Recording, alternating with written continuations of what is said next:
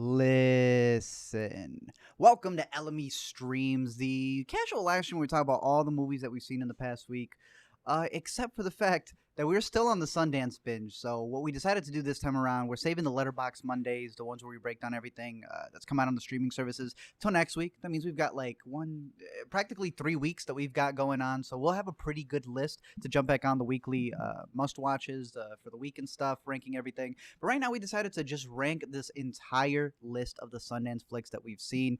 Every year we always like to do this over on Letterboxd because it's always interesting to like go back. Let me pull up the ones that we've had for previous years, and just seeing just seeing how things have changed for the most part. Like we've been saying, we have a bunch of intercut videos. Zach's editing a bunch of those right now. It's going to be a whole playlist of stuff to watch, breaking down each single category. I went back to the exact same one. We will have LME videos on there. We are going to have a must watch, but I love these streams over here. And it's always interesting to look back at the films that we've ranked. I'm a person who always believes that they'll be shifting around and moving around, so I'm curious to hear people's thoughts on what they have right now as their favorites. Like looking back at last year, I'd like to say some of these popped out a little bit more. I'd say Bad Hair went down a bit because they never fixed the VFX. Let's see, Possessor went up a little bit more. You said Cajillionaire went up for you, didn't it? Rewatching Cajillionaire, and yeah, that one I liked a little bit more on the second watch. I think it was being in an avenue, my home, where people weren't complaining about it coming out of the theater like they did at the Eccles, but I always love making these lists. I've never missed one for Sundance, and I decided, hey, well, what better way than to live stream them? But as you can see, it's a little bit different because we are on LME, but not really LME. We're on LME Streams, which that's the A to Z show. LME Streams, which is actually a channel we've had for a while.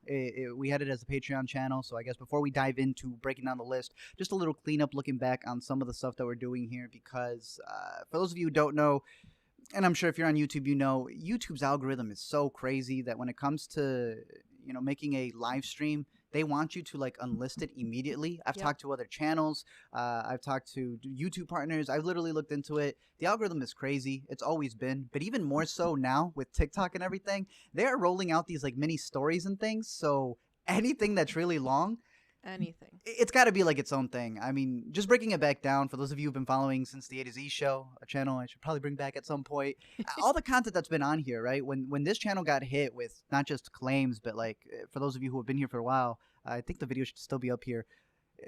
Right here, the problem with YouTube strikes. A lot of people are like, what happened? Why did you end this? I mean, it's 1, 2, 3, 4, 5, 6 right there. not that long after. It's not that long after this video. It pretty much went down, getting accused of making bombs and stuff, which is crazy because I didn't. I was going to make a joke and then I realized I can't on YouTube. That's the crappiest part. But anyways, for those of you who can see it right there, the A to Z show was really the thing that spawned off to multiple things. But what's interesting is that originally LME right here came out because of the fact that I got hit with copyright strikes on the A to Z show and I wasn't able to do my live streams. I was not able to do Cineclash. I was not able to do what I call the after show. And so I created LME. Like that was the original point for this little channel right here. Let me make sure it's not bombarding you with a listen.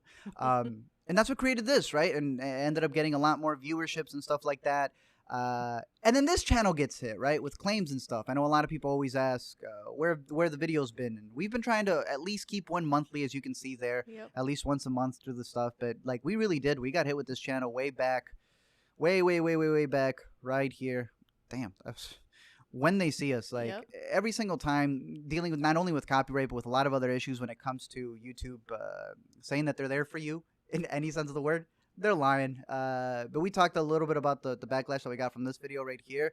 And yeah, that's affected it all the way up to this date over here. And even more so because they didn't really want us to post videos because you don't know when they're going to get claimed. So we did live streams. And then they go, live streams? How dare you? And then they count those kind of against you. So it creates this whole algorithmic problem. And now we have LME Streams, which interestingly enough was one of the original pages for the Patreon stuff, as you can see here, where we just hosted a bunch of little extra videos. So it's annoying. It's all that stuff. But again, this isn't the first time it's happened. When it happened to the A to Z show, we created LME. So now that it's happened to LME, it becomes a stream little channel. But I see it as a beautiful thing because at the end of the day, this will be the place to be able to host all of the streams. And then that way, many of you guys know I enlist them immediately because like YouTube tells you to. Not only does it affect... not only does it affect your channel because it's saying, less people are watching this than a regular video, and it's like you can't read that it's a regular than a video. live stream and Sponsors couldn't even see it. There'd be a sponsor hitting us up wanting to get us at a price for the LME streams, knowing good and damn well they wanted to do, the craft or any other video. Yep. So I figured I'm not a person who likes enlisting stuff, so why not just create its own channel in and of itself, have its entire thing on its own. So yeah, that's what LME Streams is going to be, and I see it as a positive thing because it'll not only have the Letterboxd Mondays, these rankings that you're going to be seeing here, but a bunch of extras. That was one of the beautiful things of having this extra channel right here, which is always great for security. People don't realize, like, if one channel gets hit, it's always good to have a backup. But the most important part that comes down to us is making sure that we're consistent on that content. And now that a lot of stuff has kind of come back, it's been 6 months, which is good because when I got strikes on this channel, it was 9 months. The strikes on this channel were 6 months. Those are good to go. It's interesting because they don't just get you on strikes now. It's kind of like when they tell you to subscribe and then they're like, just subscribing? No, you must subscribe and hit the bell icon. And the bell. And this. The behind the scenes to get you all in on this is that it goes, oh, you don't just get a copyright strike and then once that's gone, it's okay. There are different levels to it. It's not just a copyright strike. It's a copyright strike, but also, as many of you know, the way that they list your channel in terms of being for kids or not for kids, that's like invisible. I can see when I get a strike. I cannot see when I've been like, I don't want to call it blacklisted. Like an invisible probation almost? Do you remember how long it took me for me to even pop up on the search bar for the A to Z show? It would autocorrect? Yeah. Like, that was something I always dealt with. I would say that kind of helps in discovery.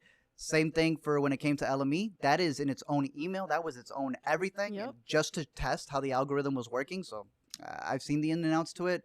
So for LME Streams, kind of the exact same thing when it comes to just posting all this extra content that can be long form, that can be all of these extra things that we want it to be, while still being able to keep LME going. Now that a lot of the buffoonery, at least in terms of strikes, is done.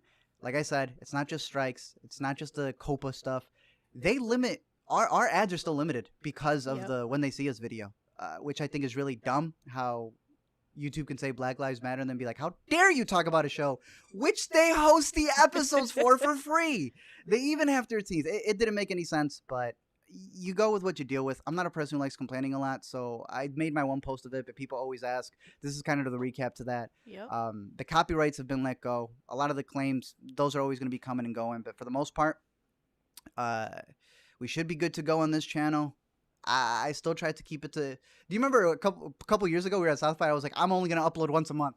Yeah, I kept true to that. But I'm a person who likes to talk a lot. So now we have a way to have our streams. We have our way to get back on the LME grind of this journal. And you know what? I do want to bring this back one day. Will you?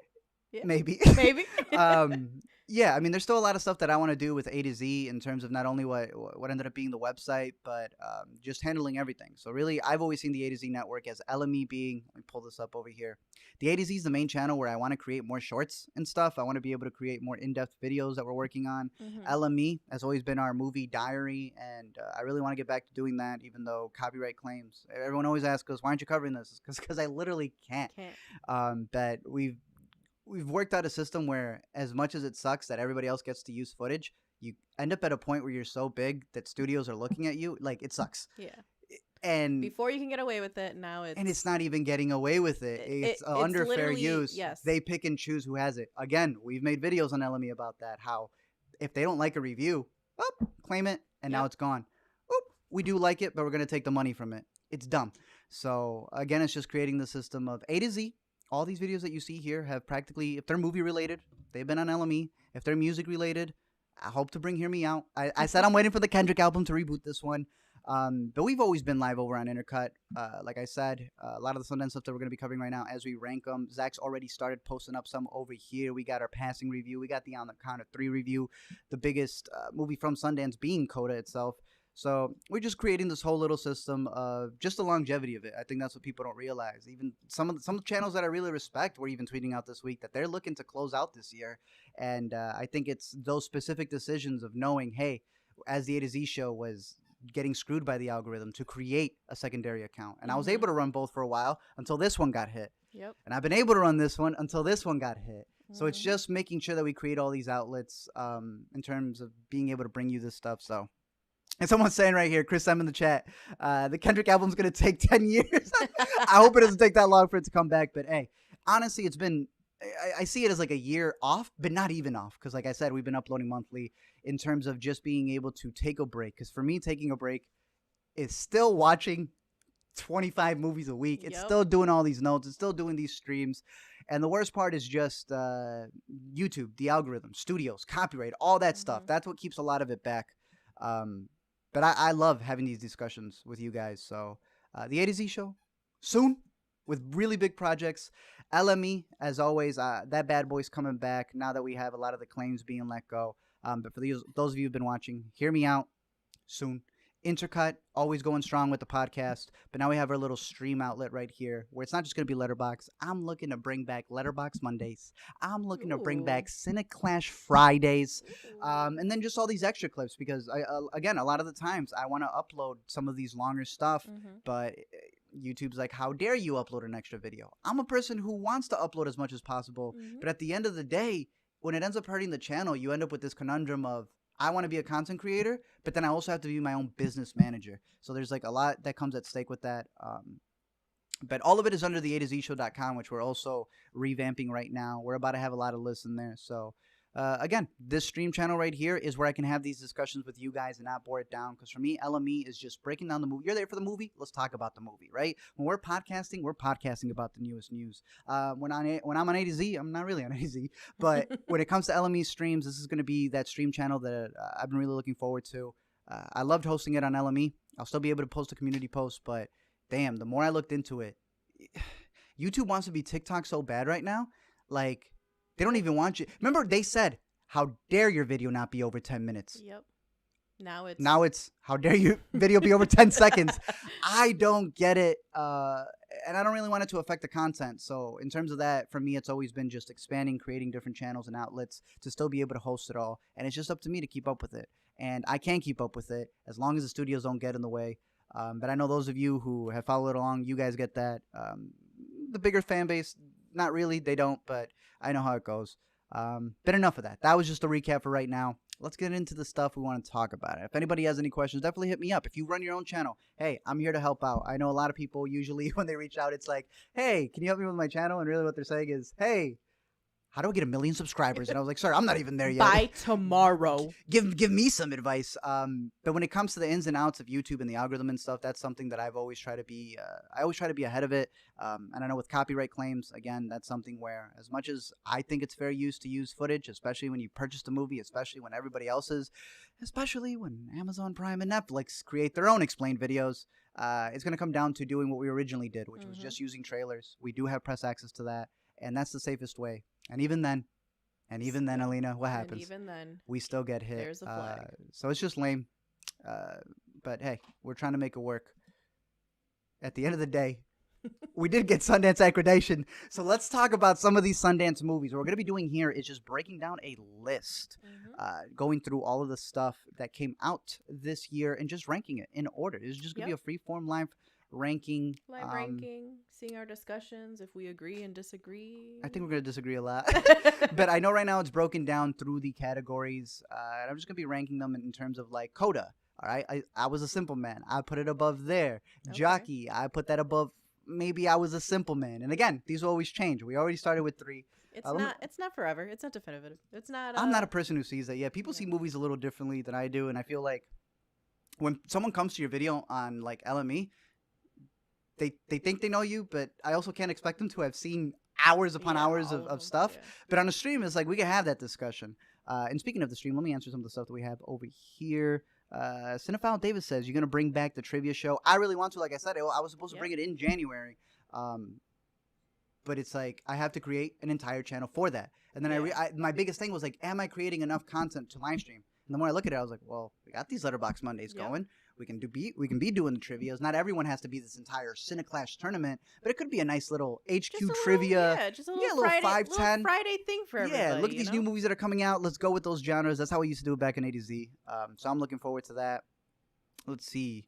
I thought you would have done a Hear Me Out for Man on the Moon 3. Oh, Chris, don't get me wrong. I have notes. Like, here's the thing, and I've said it before, but it's like, I do work on all these videos. Alina knows this. These are videos that are like notes upon notes. Even notes. Recordings. They just, at the end of the day, it's like I can't upload it because it might get hit. And or sometimes they just end up as drafts. But oh, they're all there. Man on the Moon 3 is definitely one that I have in the back burner. Let's see. Devesh had said community posts rarely show up on phones and computers. You know, again, it's like I don't know how that algorithm works sometimes. You may need a video explaining the new channel. We'll do. That's definitely something I want to bring back in terms of updating on the monthly. We're not even making a monthly. What did I say we're going to do? We're going to bring back the must watches, but in terms of seasons. So a spring must watch. Seasonal. I forget my season. Spring, winter, summer. Yeah. So the first one that's going to be not in that order, but the first one that's going to be coming up will be the spring one that we'll be doing. The winter one that we'll be doing, leading up to all of our best of lists, all of our must watch lists of 2020. Is it late? Sure. When are the Oscars? Yeah, April 25th. So are the Oscars. That's been one thing that I've done in previous years. So I've decided, you know what? Sometimes I feel the need to catch up. Hey, I'm going to take my time and I'm going to pull in Indie Spirit Awards. They always showcase the Saturday before the Sunday. Oscar Sunday. I'm going to do that Sunday morning. The Indie Spirit Awards, they'll be like, oh, we're usually in January. So are they going to be that late this year as well? Every year. They are always a Saturday before. Nice. So I believe the Oscars are October. They're not that late. April 25th, Sunday. Indie Spirit Awards. They'll be there. Saturday 24th. We'll be there 25th that Sunday morning with our must watch of last year. And it gives us an opportunity to catch a couple of movies, some stragglers that are coming out here and there. Because we always do our top 10 on Intercut. So that's there for those who really want it. But I like taking my time, making a list. And then for Oscars Sunday, we'll have that ready. But enough's enough. Let's get into this right here. Let us see. I Was a Simple Man, Coda, John in the Hole. We're looking at the U.S. dramatic right now. When it comes to John in the Hole, I don't have it coming any higher than that. Personally, Mayday, I really did enjoy. I don't know if I would put it over Coda, but I do think that Mayday was a pretty good movie that's playing at Rotterdam. I know a lot of people were like very iffy on the things that it was saying. But I thought it was pretty solid. On the Count of Three is definitely one that I would put at the top of the list right here. All the way to the top. All the way to the top. For now.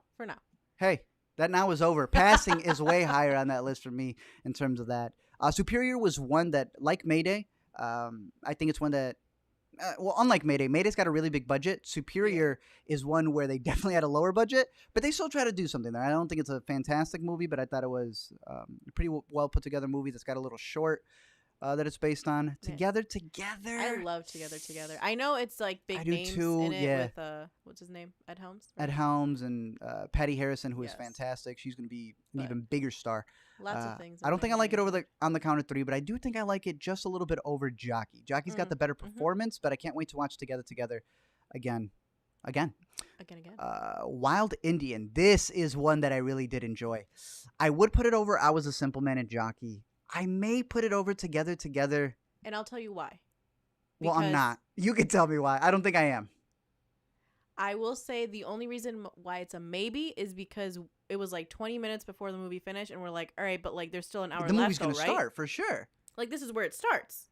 And then they're like, end credits. You got like 20 minutes left, and we're wrapping things up. Wrapping it up, and I was like, whoa, what's going on here? I have a lot to say about the filmmaker who made this one that we'll be covering on our Must Watch, but definitely someone to look out for. Maybe. Which one are you moving right? I don't know. Maybe. I'm still thinking on the Wild Indian. I'm going to keep it there for right now. Again, this is an ever-growing list. That's the beauty of this. When we make a video, it's cemented. I can't go back and edit it. So on this list, I can. Yeah. Of course. Let's see. True. When a video is edited forever. So I think that's the end of this. I guess my top 3 out of the U.S. dramatic as of right now would be passing on the Count of Three and Together, with Wild Indian being right there trying to come. John in the Hole, look, I have it at the end right here. Let me explain. It just didn't do it for me, but I am very intrigued because it's from the writer of Birdman, so it's got to be a little better. It has that feel that, like, and I can't say this because I feel like some people are going to call me blasphemous, and I haven't said this to you yet, but it had this, like, sacred deer creepiness to it. Like this, I wouldn't. No, I disagree with you. Well, here's the thing. I disagree, but all of Twitter agrees with you because everybody kept saying, I think it was this movie, maybe a couple of others, that it's got the Lanthimos feel to it. So you felt the exact same thing. Yeah, because looking back, it's like, look, he's looking down at the hole, the stuff he does in this movie. He's looking down at the hole. And it's just like, And then the way it just comes together, and it's just like, okay, we're good. Okay, cool. Yeah, for me, no. But I can't wait to give these a second shot. Again, out of all of these, we've seen all of these just one time through. So these are all our first watches. Looking at Ailey. docs. So I would, now we're in the docs. docs, but the beauty of this is that now we're blending them into the tops that we have over here. This is where I find the most difficulty, because now you're going through like different categories. Yeah, but Ailey was a pretty good doc about the dancer who, had a lot of art that was done just through choreography, and I think that we discussed it a little bit on Intercut. Honestly, it comes down to, like, if you were to see, just look at some of these other documentaries right here, right? In terms of like Homeroom and Rebel Hearts, like if you are more intrigued in the subject, yes, it's going to intrigue you more. Obviously. Like, it's just as simple as that, But at the same time, it's still a great breakdown of the choreography that this man did, the institution that he created, and just looking back at the 60 years that he had. All Light Everywhere, though. Look at this journey right here. Let's go all the way to the top. I think I like it even more than On the Count of Three. Nice.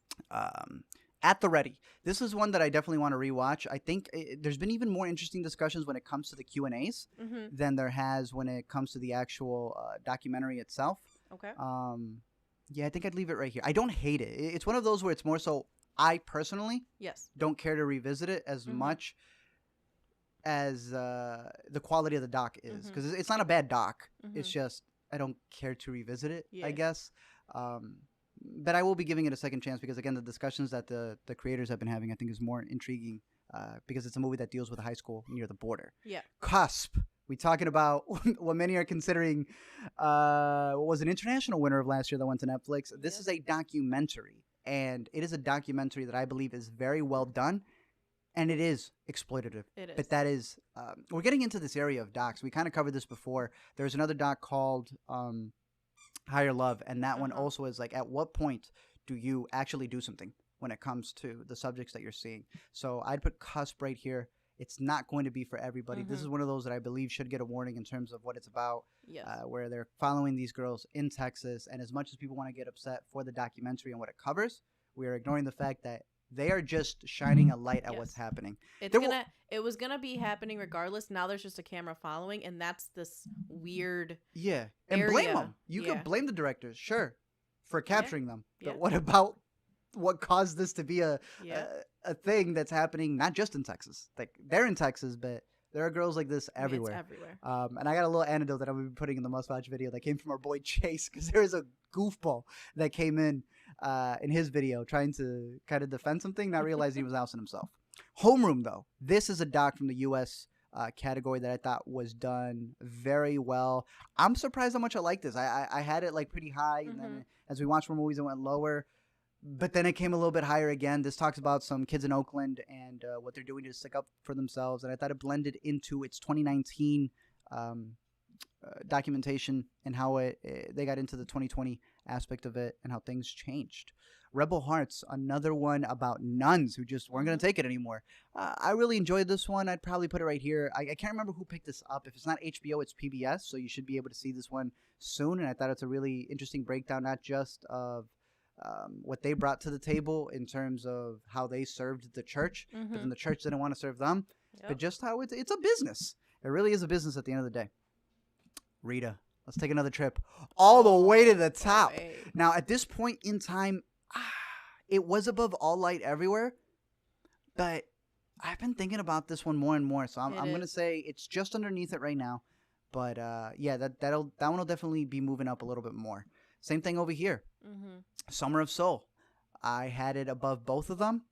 But hey, sometimes I keep thinking about All Light Everywhere. It's interesting to compare the one that lingers, in your mind. The only thing they share is that they're documentaries. Yes. But depending, do you want to be completely freaked out about the technology we have today?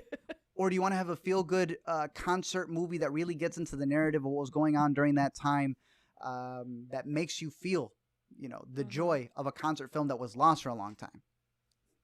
They're incomparable. What feeling do you want to? What feeling do you want to get? Yeah, that's always been my biggest thing with ranking stuff. But nonetheless, you can still rank things. So I would say that if I am stuck in an island, I am bringing my copy of Summer of Soul. Let's see. Try Harder. Let's take a trip to the top. Fantastic. Let's take a trip to the top. This one is one that stuck with me. I think it's still my favorite out of the U.S. docs. But yeah, these are my top 4 right here. These have been ever shifting. These 3 are ever shifting. Try Harder has not budged. I did not expect to connect with those kids. I was telling Lena when we were watching it, I look over and something happens to a character like 25 minutes in, and I was like, oh, this isn't just a documentary. They're going to make me feel for these characters. Yeah. And I tried to not. I was too late.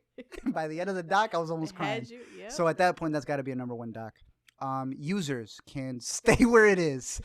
The dog who wouldn't be quiet, as we enter this new category, which is world dramatic. I guess I'll say a little bit about Users. It's a video essay, doc type of film. It looks gorgeous. It looks beautiful. It didn't do too much for me. All lights everywhere. It did a little bit more when it comes to technology, so I'll keep it there.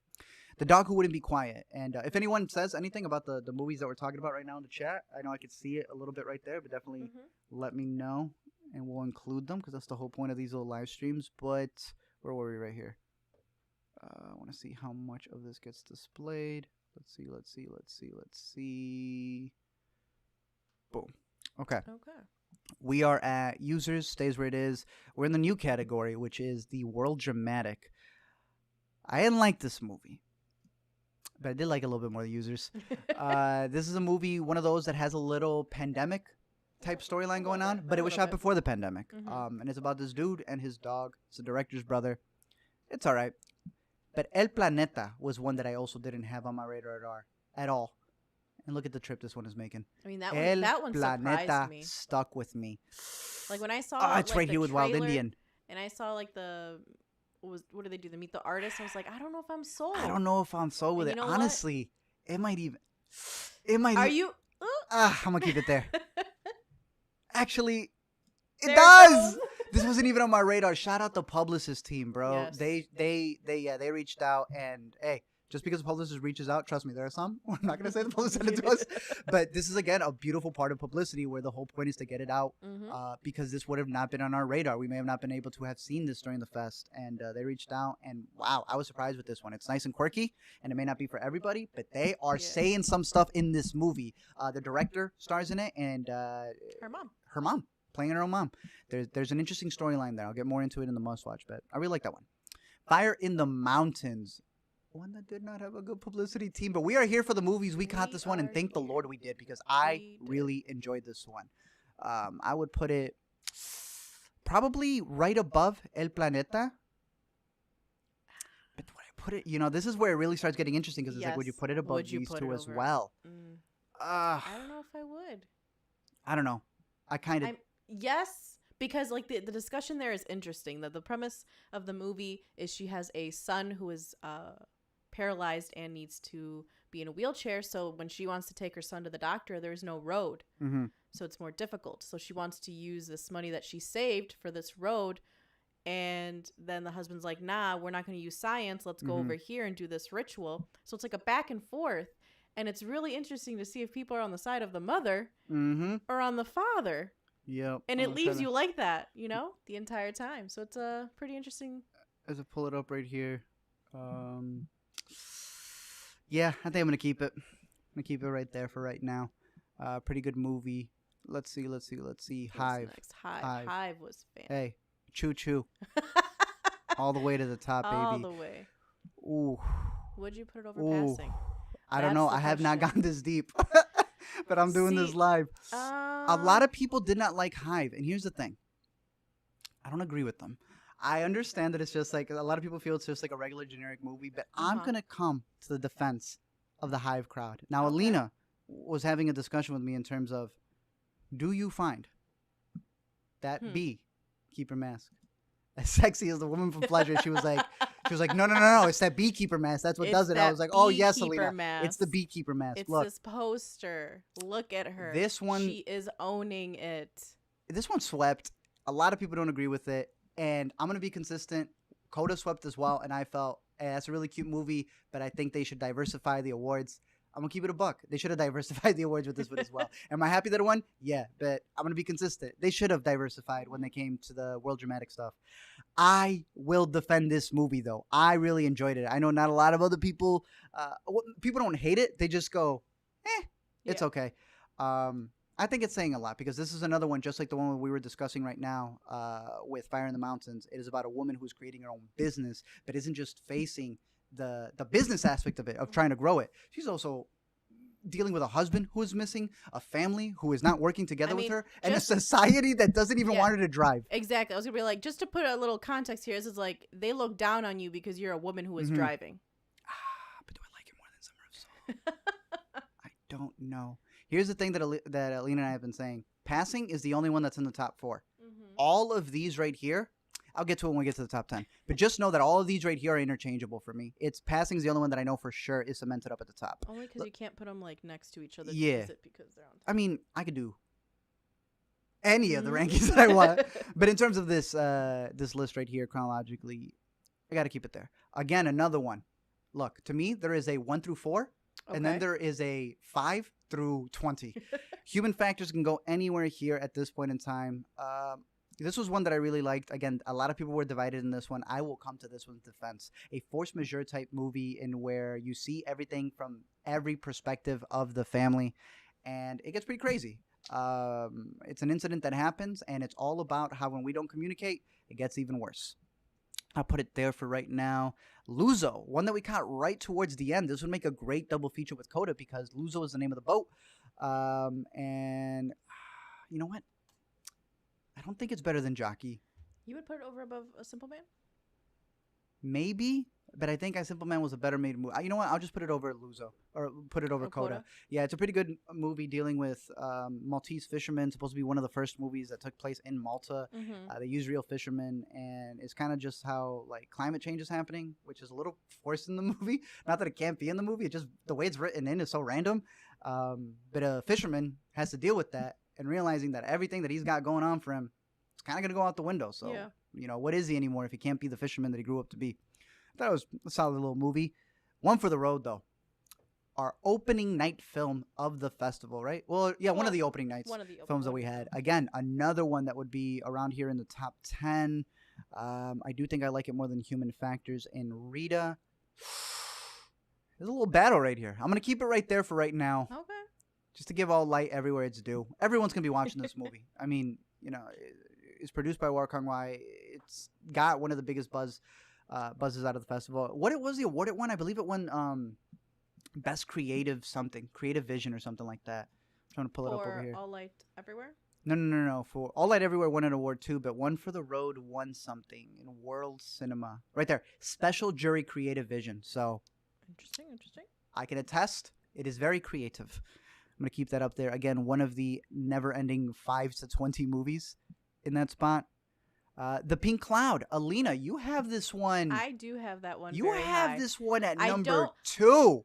Well, I don't have Passing that high, so technically it would be number 1. But, you know, this is your list, but it would be above for me. It would be right here for you. I think what's hurting this movie the most is just being in the times of COVID. Yeah. Because the movie even starts saying this movie was written 2017. They had to, you know? It was shot. And they did their thing in 2019. And obviously, you know, with movies and the way they work, they're maybe going to be released in 2020. It didn't get released until its premiere at Sundance 2021. So a lot of people, if you can't disassociate yourself by not thinking pandemic and virus and whatever, then you're not going to see what the Pink Cloud can represent. Yeah. And it's not just one thing. The director has said it's not just one thing. It can be multiple things. Yeah, when we talk to Amanda, we'll have some more of this over on Intercut when we had the discussion about it. It's interesting to see that everything that she hated about it, which is fair, because honestly, it's like you sometimes don't want to sit. Yeah. Best example, you know what I would compare this to? What? Let's see if I can pull it up right here, actually. Tell me I'm wrong. I would compare this a lot to... a movie that is telling you that you should not. Oh yes, when I recommended this movie, and they're like, "Why the heck did you recommend this movie to annoying. me?" Yes, because it is. Yes. It's like why did I sit point through across exactly of having a really annoying kid. So definitely, I can see the Pink Cloud being like, "Wait, it's covering a subject that you really don't want to deal with, but it hits you in the right way." I also really liked the message that it was going for. I really liked it. It would be a number 2 for you. I would have it as number 1. I think I have it right here.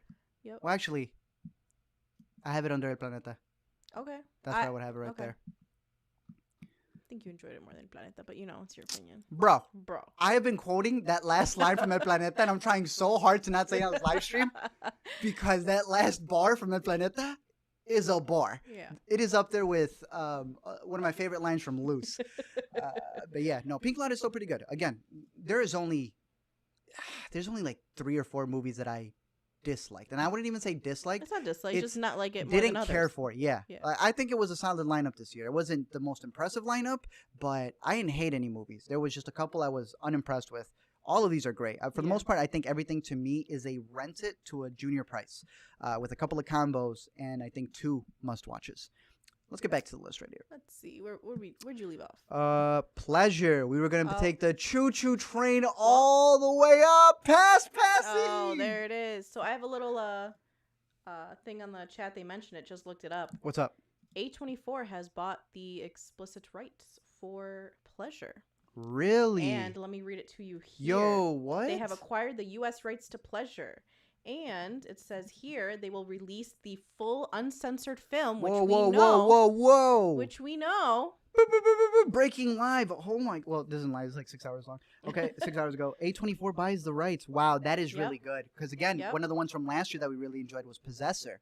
And they butchered that one. It wasn't until Neon picked it up, and it was through its distribution on Hulu. But this gives me hope because what's Zola? the other? Yes, what's the other A24 Zola, movie? And people were worried that they were gonna have to cut that one with what happened. All right, dang. And I'm glad because the editor after Zola was like, "Yo, I had to like actually look at this like over and over and over," and it's like if they're gonna cut that out, I would feel so bad. So I'm glad this gives me hope that Zola would be like Zola's fully uncensored for everyone to see. Damn, that's dope. Okay, I said I had 2 must watches.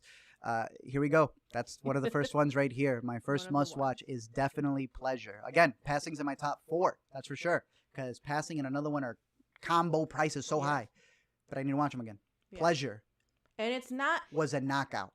And it's not what people might think it is. It speaks so much more. There is a short about this one. It stars real porn stars. It is about the porn industry. It is a boss girl movie, if that's what you want to call it. But it has one of not only the writing is impeccable. Yes. A warning right off the bat. It is very explicit. Very. And again, this is one where they actually had to quote unquote ID us online, letting us know that this was going to have a lot of adult content. So if it's not for you, hey, know that it's not going to be for you. But that doesn't take away, kind of like Wolf of Wall Street, that this is one of the best movies made in terms of the journey she goes on, but the writing. There is some disgusting stuff visually. Yeah. How is the writing even worse? But the dialogue. The dialogue. Oh and just the manipulation that happens within the industry as well. I'm very curious to see the reception that this one's going to get, but wow, I did not even expect A24 to pick this one up, so that's going to be crazy because that means that they're going to have a full-out rollout. But yeah, you're right. That means good things for Zola as well. All right, let's see. Coming back down here, I believe that wraps up everything in that category, if I'm not mistaken. Oh, Primetime, final one. Primetime was a fun little movie. I will say that. I think I might have it right under Mayday. Okay. It's not a bad movie. I enjoyed the 90 minutes while watching it. There is something a little bit more that I want to dig into because the director said, I could tell you, but I'd rather not. He did one of those.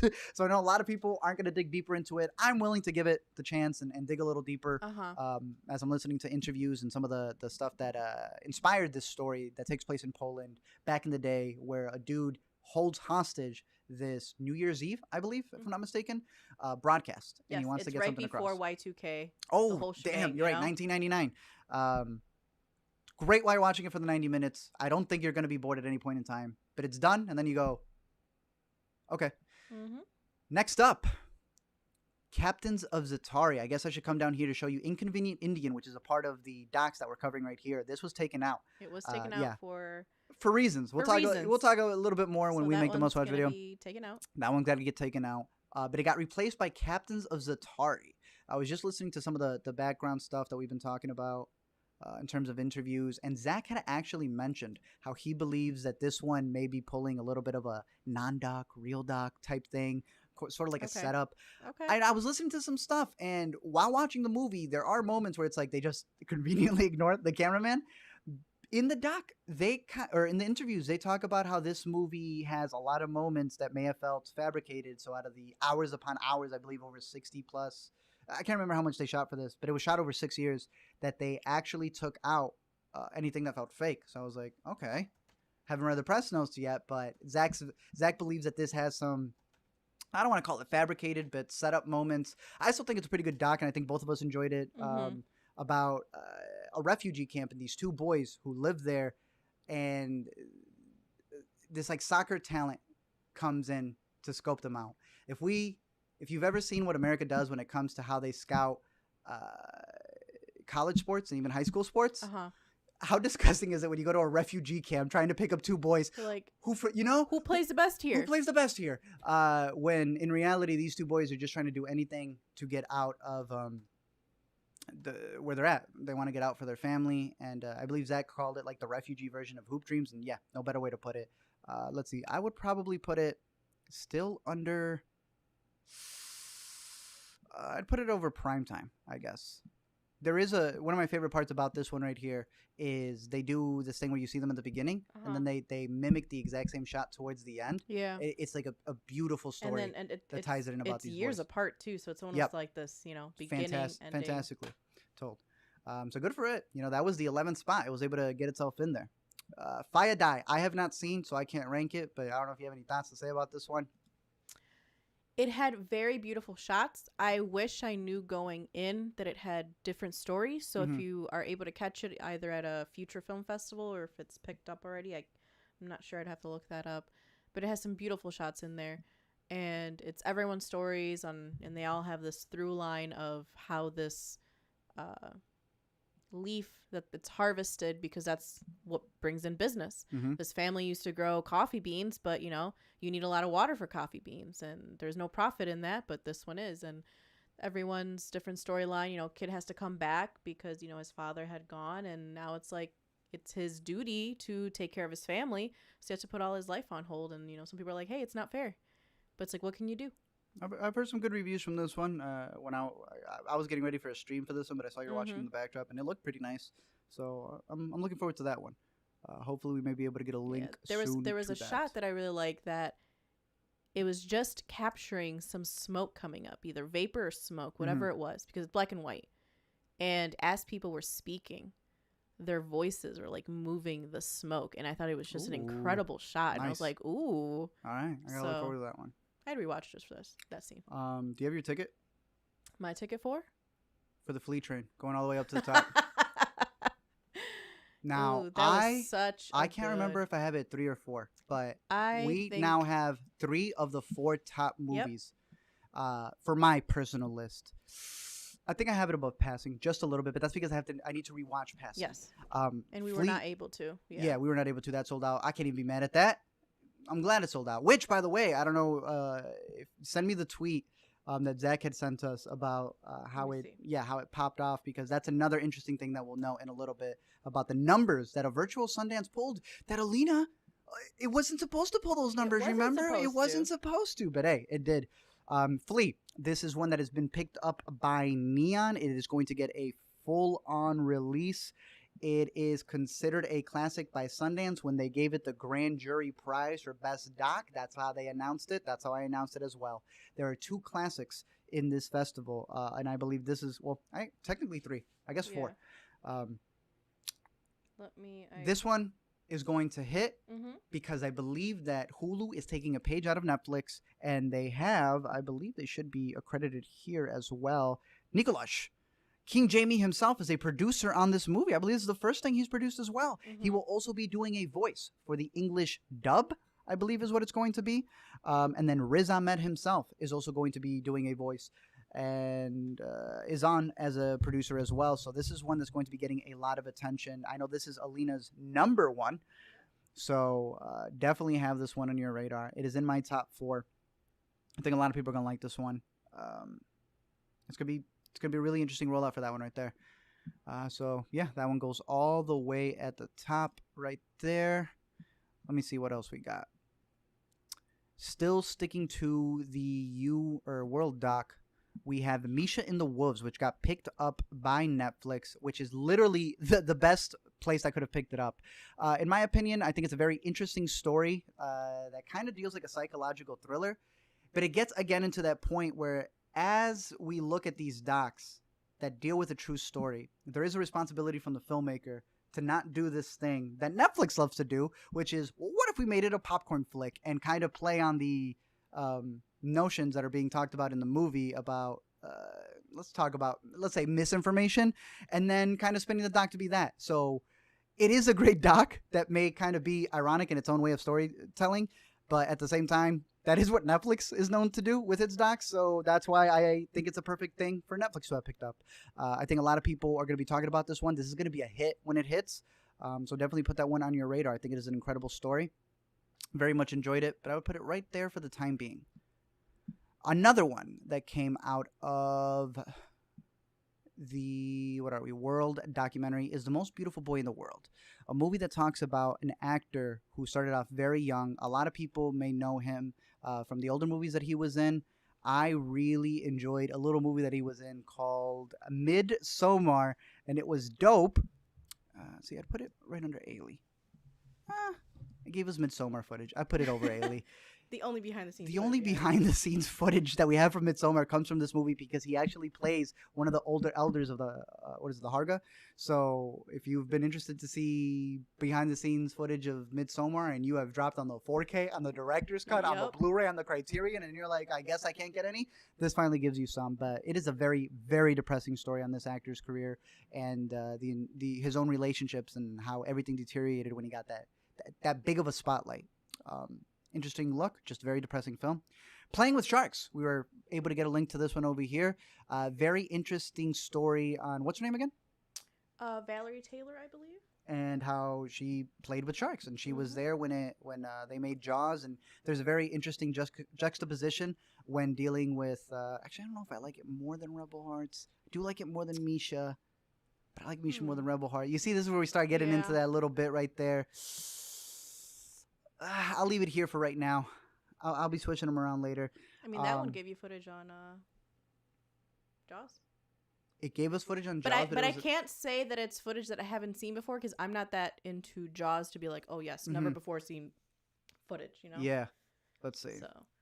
But it's a pretty good breakdown, not just on her perspective and the work that she did with sharks. Yeah. But honestly, like, she pulls a gunda when she's talking about like, nah, these sharks are smarter than you think they are. They are. She trained a shark for a photograph. She was like, I need the shark to be here, so I have a few hours, so let me train it that it needs to go around the coral for me to give it a reward. The link I got, I couldn't like broadcast it to TV. It didn't give it like the AirPlay option, so I was watching on my computer, but I was like, nah, this like some of the footage y'all have here, this should be seen on a really big screen. But yeah, really interesting breakdown on this woman's career and the ins and outs of it, especially when dealing with Jaws, the complete opposite of what she was there to assist it on. Presidents, another really great doc that compares, I don't even want to say it compares because it's breaking down Zimbabwe and the presidential election that they have going on over there. Let me see, I'm going to place it right here for right now. Okay. Very long, over 2-hour doc that breaks down, like I said, the election that they have. And the fraud and possibly assassinations and, you know, the government coming out and not letting people protest and just a variety of different things. This is a doc. I believe this one won the award. Let me look over here. In terms of documentary, they gave this one the award for Verite Filmmaking. Yeah, a special jury award for Verite Filmmaking, and it 100% deserved it. I guess I should be rating these as well. Let's see. I would give this one... I'm torn between the two of these right here. I realized which two? That a lot of ratings I have off of 10 stars, which if I were... Because what is 3.5 times 2? 3.5 times 2 ends up being... 7. But if I want to give a 7.5, I can't really do a quarter of a star. Yeah. You know? So it's like I'm stuck between, is it a 3.5? Is it a 4? This is why I don't care for ratings at all. That's why I have my combo price ratings. I don't really care. I'm going to give it a 4. Screw it. He's got a line in here where he ends it that is such a phenomenal quote, which is, and I'm a butcher, which is fine, but pretty much the notion of it was you can't stop change. You can you can deter it, but it'll still be on its way no matter what you do. And I thought it was a crazy inside look of the campaigns and the policies and everything that's going on over there. And the scariest part, when you compare it to what we're going through and you realize, oh, I thought we were supposed to be way ahead of that. We're not. But yeah, really good look of a documentary. Place that over there. I mean, I mean, I know you have difficulty rating. Some of my ratings don't even make sense. Like, you're like, oh, you gave this film a 2. I'm like, yeah, because it's like, it's a film. It's great. Yeah. I watched it. It's like, but that's really a 3. It's like, is it? Is it? That's why because I don't know. It's like, I don't know. Because it's like, if you do double it, then it does give it like a 4. And it's like, it's not a 4. Yeah, let me open up the chat right here. I see some people having that same discussion as well, where you start talking about you are rating things depending on your own thing, right? Yes. Some people rate the movie based on the experience that day. So if they had diarrhea, that movie's getting probably a 1. Unless, I don't know, you're a masochist and you really like diarrhea, it gets a 4.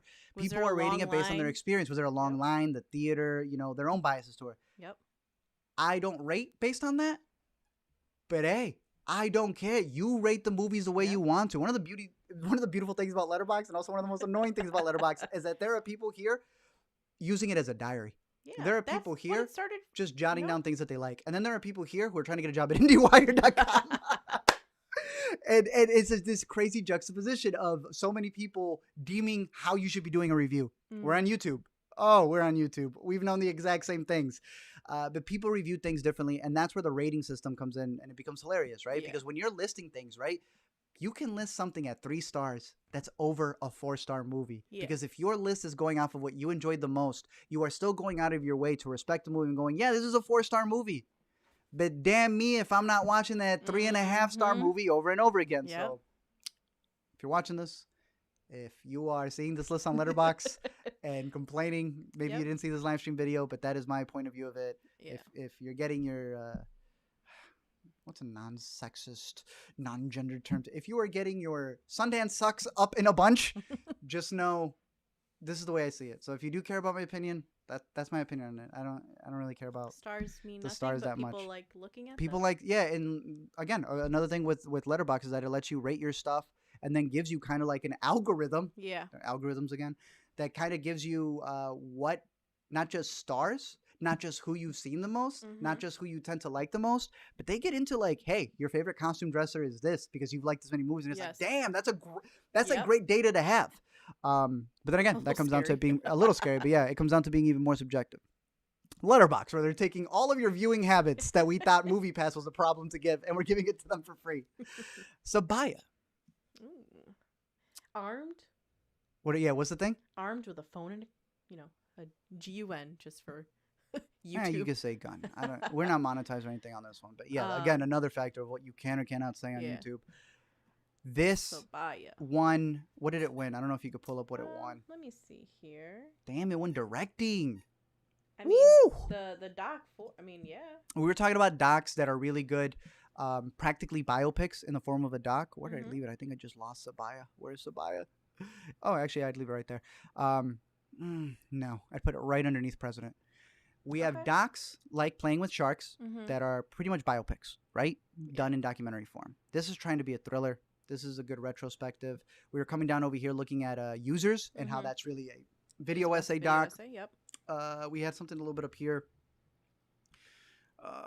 Try Harder has got a very good narrative going on as well. Like, you are following these kids, but there is a narrative being built. Summer of Soul is a concert film / narrative film. So you're realizing that documentaries in and of themselves, just like we do with narratives, should have a lot more genres, right? Because Sabaya is a straight up piece of journalistic this could be a 60 minutes breakdown, because they are in there putting their lives in danger. Like, you can't even call this a documentary. Kind of like with Cusp, where you could say it's exploitative, and they'd be like, that is exactly what we're doing. We are showing you without a filter what these girls are going through, what these women are going through. Sabaya being, I believe, the translation of what is a sex slave over there, and just the ins and outs of not just trying to protect these women, but even when these women are taken, they get belittled for that as well. Like, they are victims being victimized because they're a victim. It is a crazy look of what's going on over there in the system. And it's crazy because they have like their undercover women that are in there, but they're still going through all the motions. And there's a scene where a woman is describing what she's gone through, and is just told, hey, like, you just gotta be calm, and basically told to just take it. It is, and it's in the long run, because it's trying to get as many of these girls that have been taken from their families as young as, like, I think one was 10, I think the youngest was 7. Like, that's just So, pretty hefty documentary, but again, just showcases all the different genres that we have when it comes to documentary filmmaking, which is one of my favorites. All right, come back over here. What else we got to rank? Ooh, Taming the Garden. I think this is the one that might have surprised you a little bit more than one, because I had told you like this one I kind of want to really see. Okay.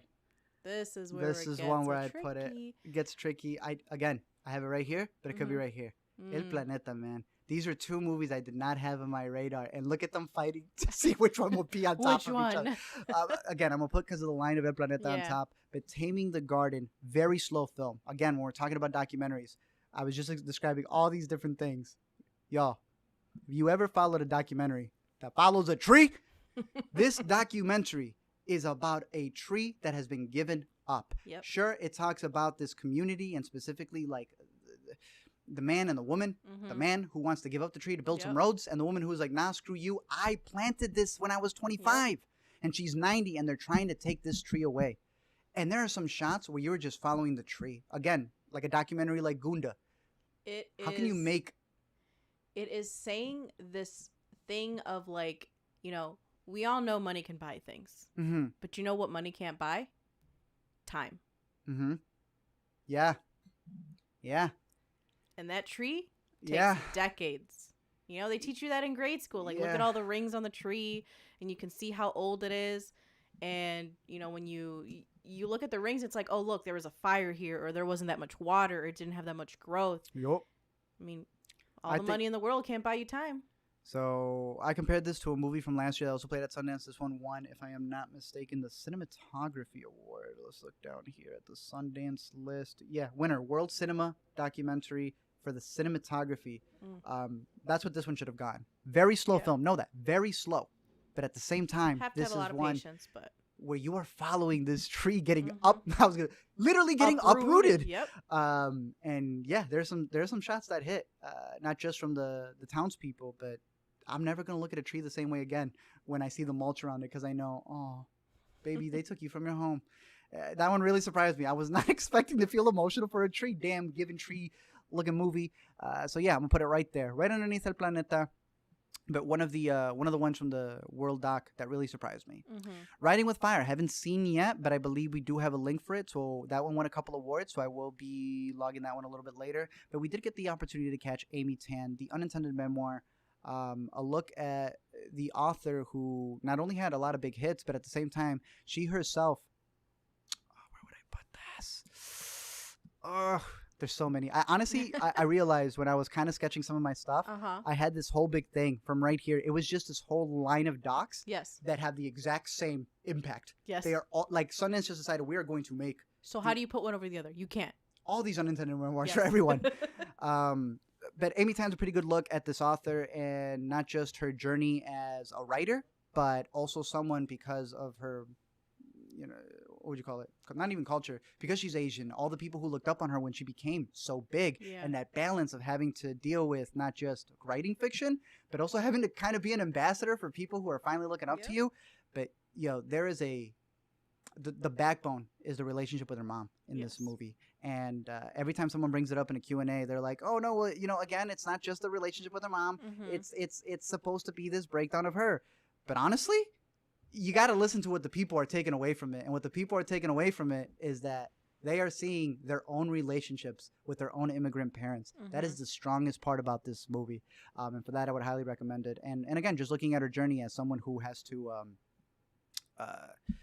who had to go through a lot of different hoops and go through a lot of different things that not every author has to face because they're not dealing with, you know, an entire culture looking up to them.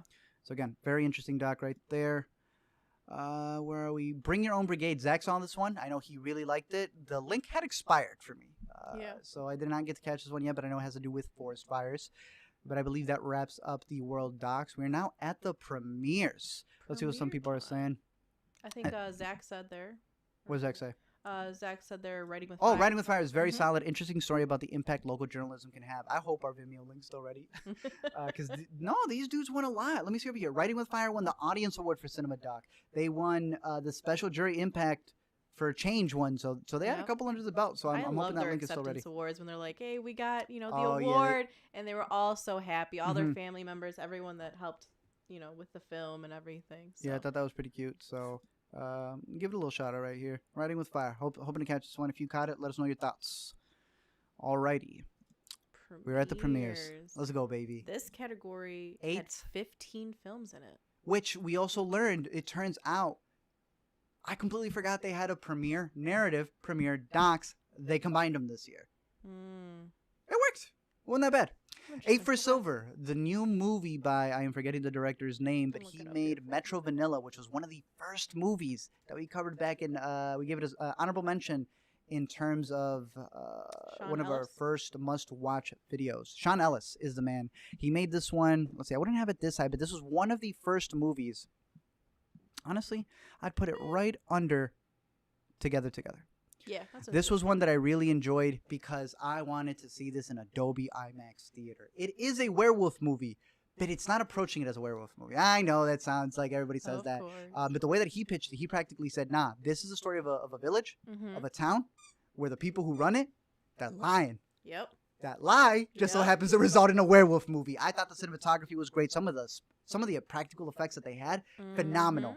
They got to work on some of the VFX when it comes to the creature, but there are some tropes when it deals with the genre as well. But I really like the metaphors that they were instilling in it when, again, you look at it from a community whose government has just broken down. They've lied to them. They've been keeping secrets, and what that really results in. And there's a lot of metaphors here and there that you can take from it. I think this one's going to be a hit. Yeah. Type. Yep. Yes. Yep. So 8 for Silver, a little bit more than your average werewolf movie, and I really enjoyed it. Put it up there in terms of the premieres. How it ends, Alina, it hurts. It hurts. It hurts it to really just does. Keep it right there. It really does. I was, excited. Yeah. I don't even know what to say about this other than Zach put it best. I'm going to come look at his review right here. Extreme made for YouTube in 13. I was disappointed. And we said it there live, folks. I was sad. It has to deal with the end. This was shot during the pandemic. Yeah. It just wasn't as funny as it could have been. And the heart in it was like, okay, it probably could have been a YouTube video, sadly.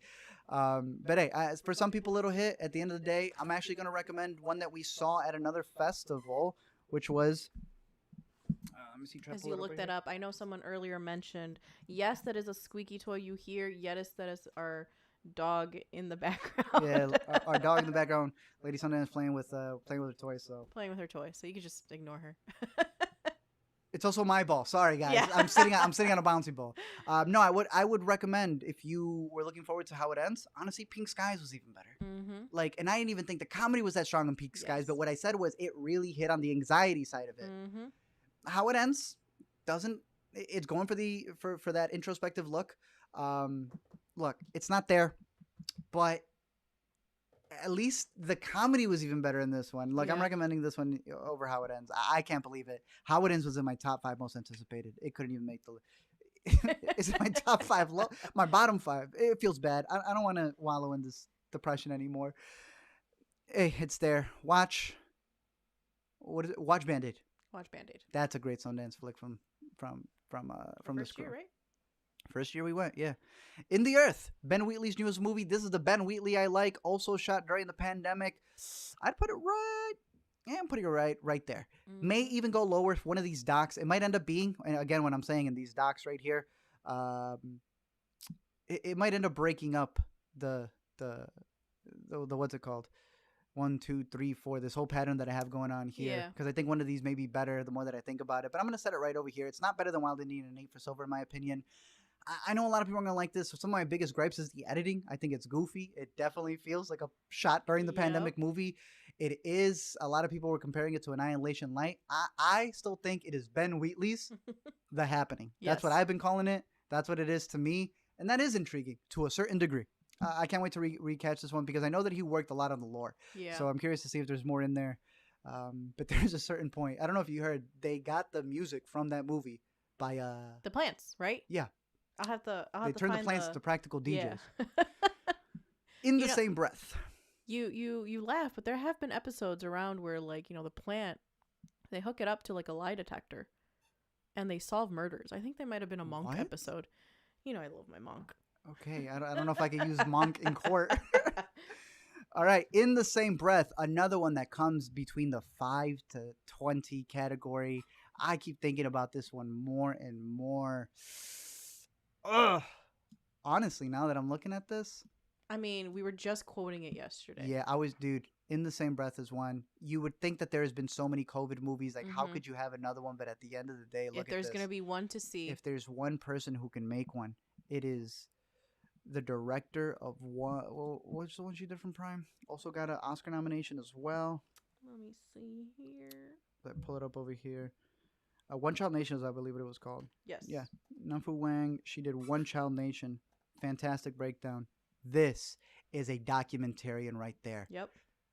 This is someone who goes to the front lines and is there to cover a movie. I was honestly shocked that, Inconvenient Indian got kicked out, but she was coming in with a movie that was talking smack about China, but also talking smack about the U.S. Mm-hmm. She makes a COVID doc out of all the COVID docs that we've been getting and will continuously get, where she breaks these crazy montages dealing with propaganda, where she pits two countries that are vastly different and goes, are they? This one I keep thinking about a lot. And Brian Fogel, director of would be proud because she hasn't even been able to go back to China. Yep. And her family's in China, and they paid them a visit. She is doing some work here. In the same breath, that's one right there. Where did I put it right now? Yeah, it's up there. Mm-hmm. It's up there. I think I have it for sure top like solid 20 something and change. Again, 5 through 6 can vary at any time. That one's a good one. The more I think about that one. And that was actually the first film we saw. That was the first film we saw officially at Sundance. Open up the fest. Hive was the first film we actually saw in general because they sent us a link. Back over here, Land. Land's a cute little movie. I know it's about to come out in theaters as well.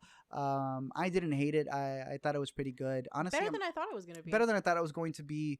I'd put it right under Superior because, Superior doesn't have the budget. Mm-hmm. It also doesn't move as fast either. I think that they hit some interesting notes in there. There's a lot more artistry in there. Mm-hmm. But Land's not a bad movie. You could see it as her version of Nomadland. It's Robin Wright's directorial debut. I don't think she wrote it, but I know she stars in it, as well as Damien Bashir, who I really, really, really like. And it's an incident that has happened. She's just trying to escape. She goes out to a cabin in the wilderness. Yep. Not a bad movie. Middle of nowhere. Just the middle of nowhere. It's a good movie breaking down grief and what comes with that and just trying to get away from things. That one will be out soon. But another one dealing with grief, and one that the director said she wished she had when she was growing up. Marvelous in the Black Hole. I wouldn't put it that high. Let's relax. This was a cute movie that we are championing for Netflix to pick up. I don't see why Netflix has not picked up this movie. They should scoop this up immediately. Marvelous? Marvelous in the Black Hole. I think I'd put it right there. Actually, not even. I think I'd put it right under. Yeah, these three right here. Oh my goodness.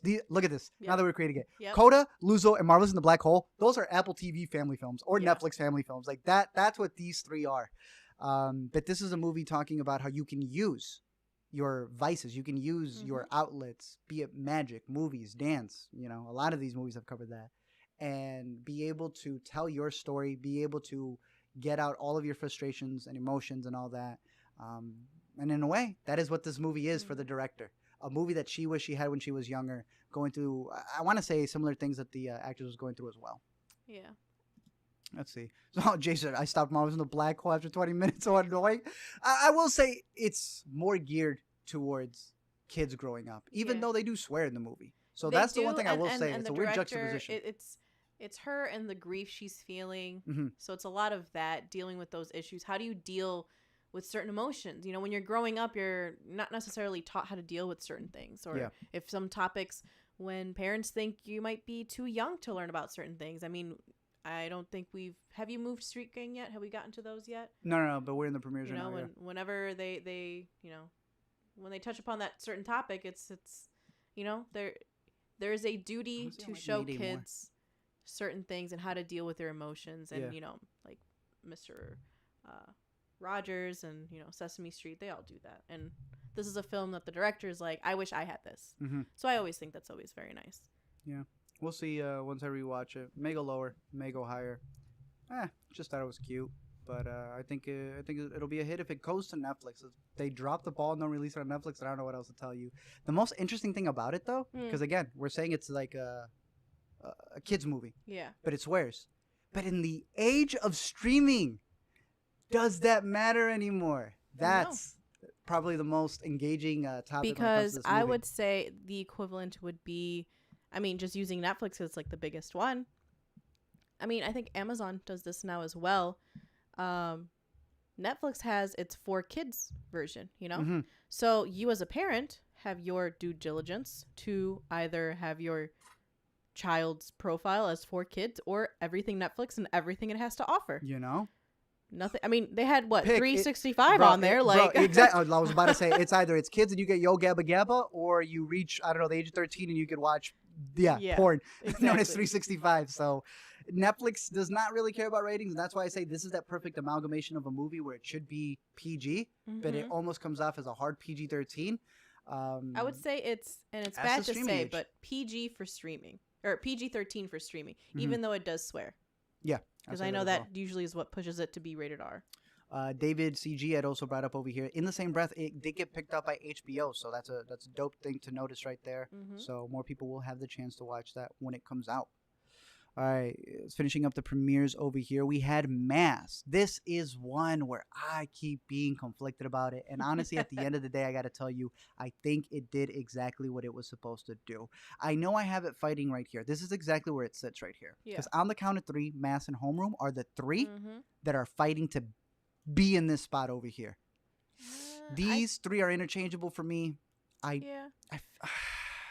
could go anywhere between these three right here. I think it's good. That's a good spot. You know? Because I know I don't like it more than these right here. I will fight for these for sure. My only thing with Mass is that it is so exhausting, but that's kind of the point of it. There are characters that annoy the hell out of me. Yep. That's also kind of the point of it. And right when I was ready to give it a 3.5, and Dowd comes in and goes, y'all want to give me that Oscar nomination? Nah, screw it. Just give me the award already. You want my reel? I'm going to give it to you right now. A lot of people like this one. I know Chase gave it 5 stars. It was his favorite of the fest. My boy was also writing a script very similar to it as well. But I think this was going to be a hit for a lot of people because at least the one thing that France did, for those of you, that's the funniest part of it too, is the director was literally the dude who I know from several movies and TV shows. This dude wrote and directed this movie. Yep. Like, how? Was he not in Dollhouse? He was in Dollhouse. Yep. He was in Cabin in the Woods with a deflatable bong or whatever he had. And he comes in and he directs a movie about a mass shooting. Yep. And he did a really great job. Like, honestly, at the end of it, my frustrations with it just comes down to my enjoyment in it of being, like, frustrated with some of the characters. I saw someone was asking who. I don't want to spoil it too much, but, again, you have the parents of the victim, and then you have the parents of the perpetrator. Yep. The parents of the perpetrator, one in particular. Even he in the interviews was talking about, like, I was very disgusted with my character, but I had to go all in. Yep. And there are times where the conversation gets very exhausting, and that's kind of the point of it. But really, it climaxes, and they say it in interviews as well. So it comes down to this final pathos moment that they want to get across in the screen. And I think it does. I think it's going to hit for a lot of people. I am very interested to see what families of these incidents think about it more, because I know he did a lot of research and sat with a lot of different interviews where a lot of people actually came together to discuss and try to make amends for the future. We'll see, friends, because honestly, I don't think it's as easy as just talking it out. But again, it's a powerhouse of performances that I think a lot of people are going to enjoy. Let's see. Where are we right now? Going. Right there. My Name is Pauline Murray. Again, another one that goes in this little area right here that we have. Yeah, I put it right there. This is about Pauline Murray. This is the directors of, I kept saying RGB. I kept messing it up when we were recording Intercut.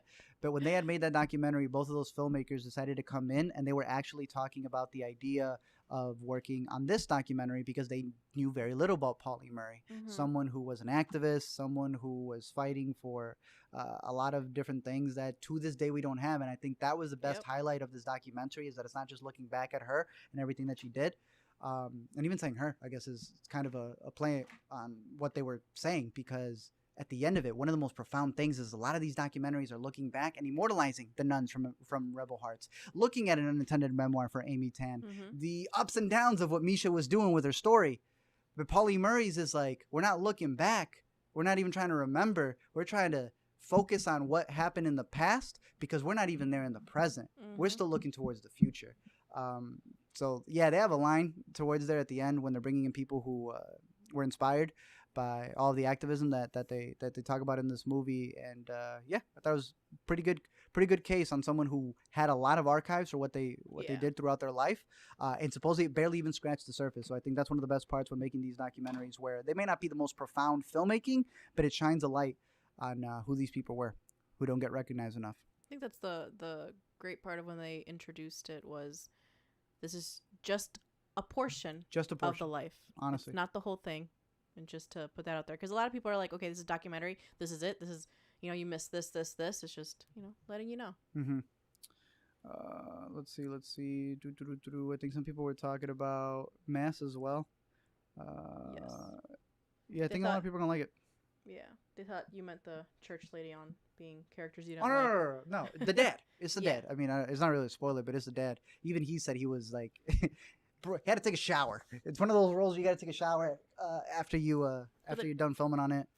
But I mean, what else was he supposed to play? All right, I'm not gonna log Philly DA because I only saw one episode. They only gave us 2, but at the same time, one of my favorites from last year was City So Real. This is Philly So Real, practically. It is an 8-part documentary series that I believe will be coming out on PBS. They keep saying spring. I'm just going to wait for all 8 to come out. They did the same thing with City So Real, where they only showed a couple of the ones. Yeah.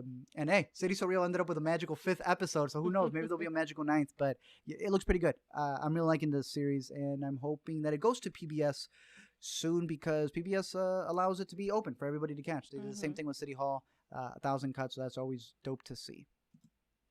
Let's see. Prisoners of the Ghostland. For those of you who don't know, this is Nicolas Cage's. Does he have an annual film? He has an annual film. This would be his annual This is film. where I'd put it. This is a good fight up right here. In the Earth Cannot Be Wild Indian. In the Earth may actually fall somewhere in here. But Prisoners of the Ghostland.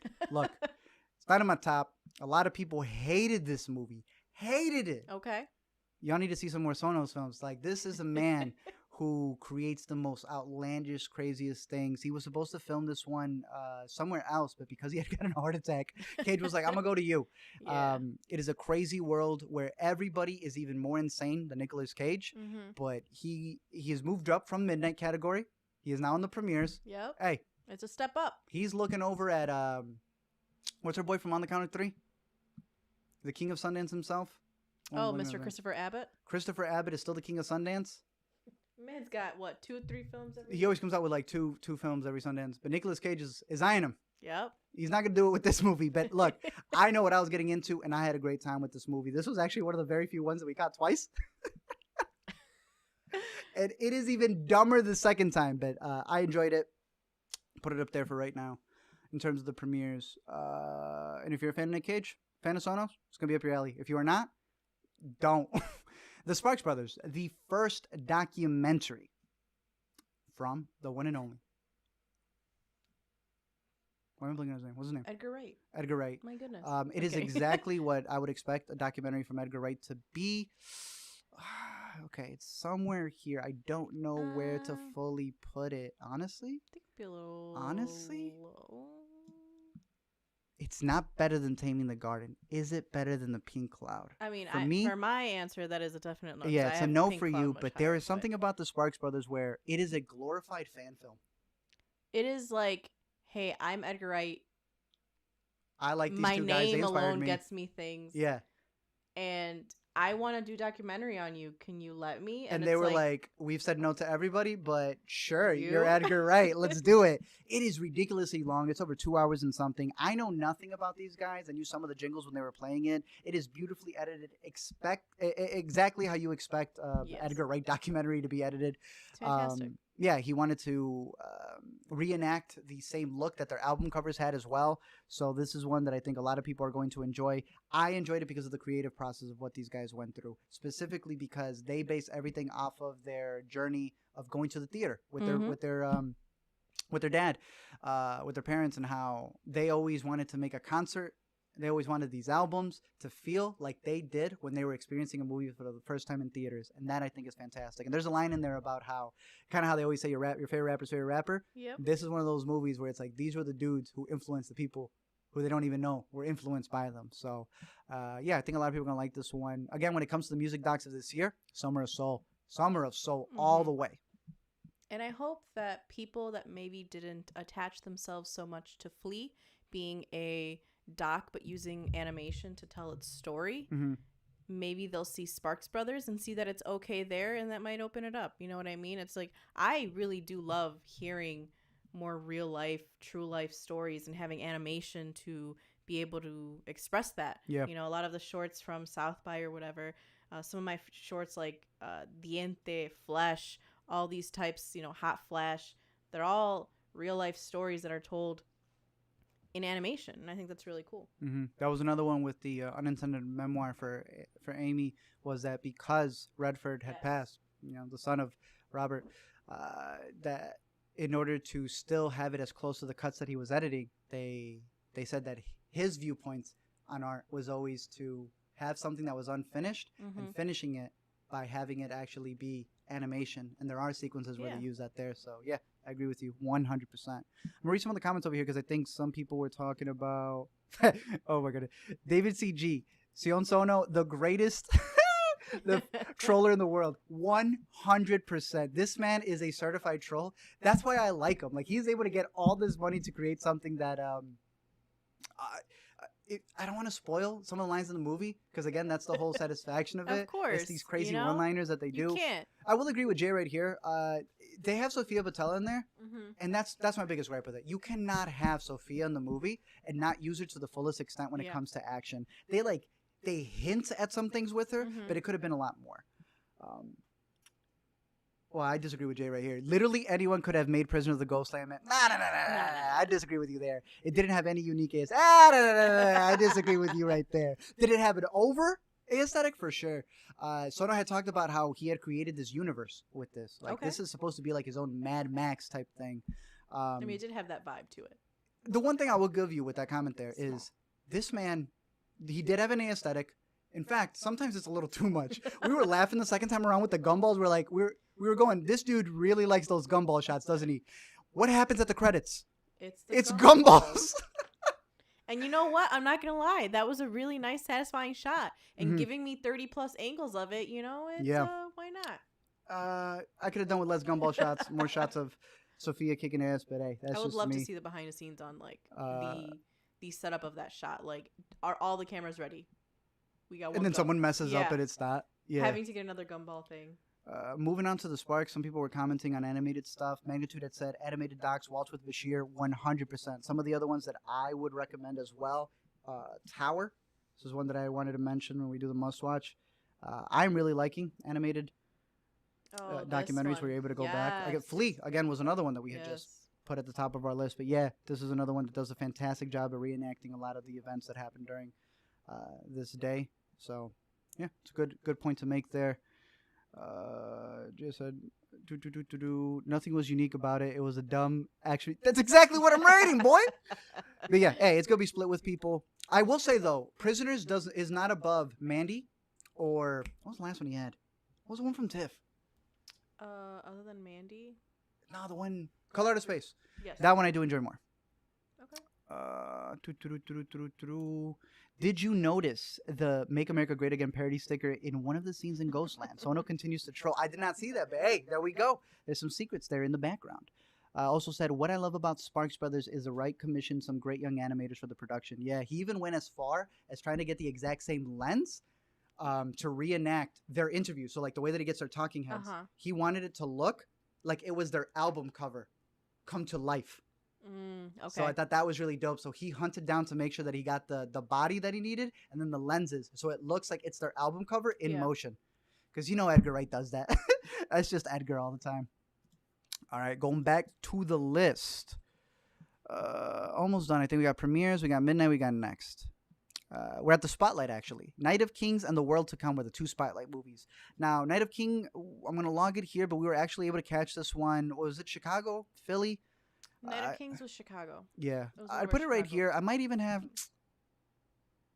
I think I have both of these at the top of it. But this is actually the submission for Ivory Coast. It is a movie that is inspired by the director's own parents. I want to say it's his mom, but I'm just going to say one of his parents was actually in prison. And he learned about this entire hierarchy and all of these different things that come out of like seeing this entire society that happens in there. Mm-hmm. And he kind of made his own Arabian Nights, where a dude has to tell a story and continue telling the story or else is Dunzo. Very different form of storytelling. Mm-hmm. But it's still a movie about story. It's a storytelling about storytelling. Tell me practically. A story like your life depends on it. Yeah. You know. So I'm looking forward to seeing this one again because at first you kind of got to get into the groove of the way that they're going about it, the way that everyone is a part of this story as well and is reenacting it. But I'm very curious to see how far this makes it. We got the shortlist coming out. What is today? February 8th. It's tomorrow. Is it tomorrow? Yes.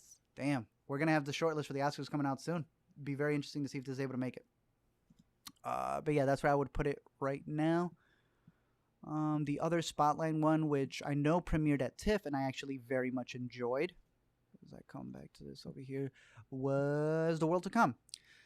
Right now, this is a movie I know everyone's always saying, oh, we got the Portrait of a Lady on Fire, all these different movies that are coming out. This one was, I thought it was pretty well done.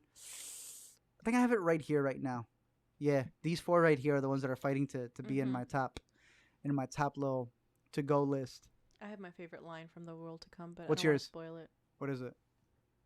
Oh no, I already spoiled it on Intercut. Oh, did you? But I don't know if it's in the thing, and you can't really. It's a bit. I'll just say it's a biscuit line. It's a biscuit line. There's a lot of great writing in The World to Come. The story about these 2 women who don't realize that there is a lot more out there, including this thing called happiness. But it's also produced by, what's the Affleck name? Casey? Yeah, Casey's in this. I know that he produced this, but it also has our boy. Because I was looking, I love Abbott. Kirby. I love Waterston. But damn, then I saw Abbott. I was like, woo! But Mr. Abbott. Yeah, no, I thought it was a very poetic movie. They shot it throughout the season, so it looks beautiful. They waited to make sure that everything looked the way that it did. They went up these mountains. Kirby broke her foot filming this movie. But it's a very well-written movie. I liked a lot of the lines. I like the words that they say on the screen. Yeah. Not better than Portrait. I know we kind of have to compare them, but we're gonna have a big genre of these movies. I think a lot of people are like, it's like when Coco came out and they're like, but we already had that other Night of the Dead movie. Yeah. And it's like, well, we have a lot of like slasher movies. We have a lot of different love stories.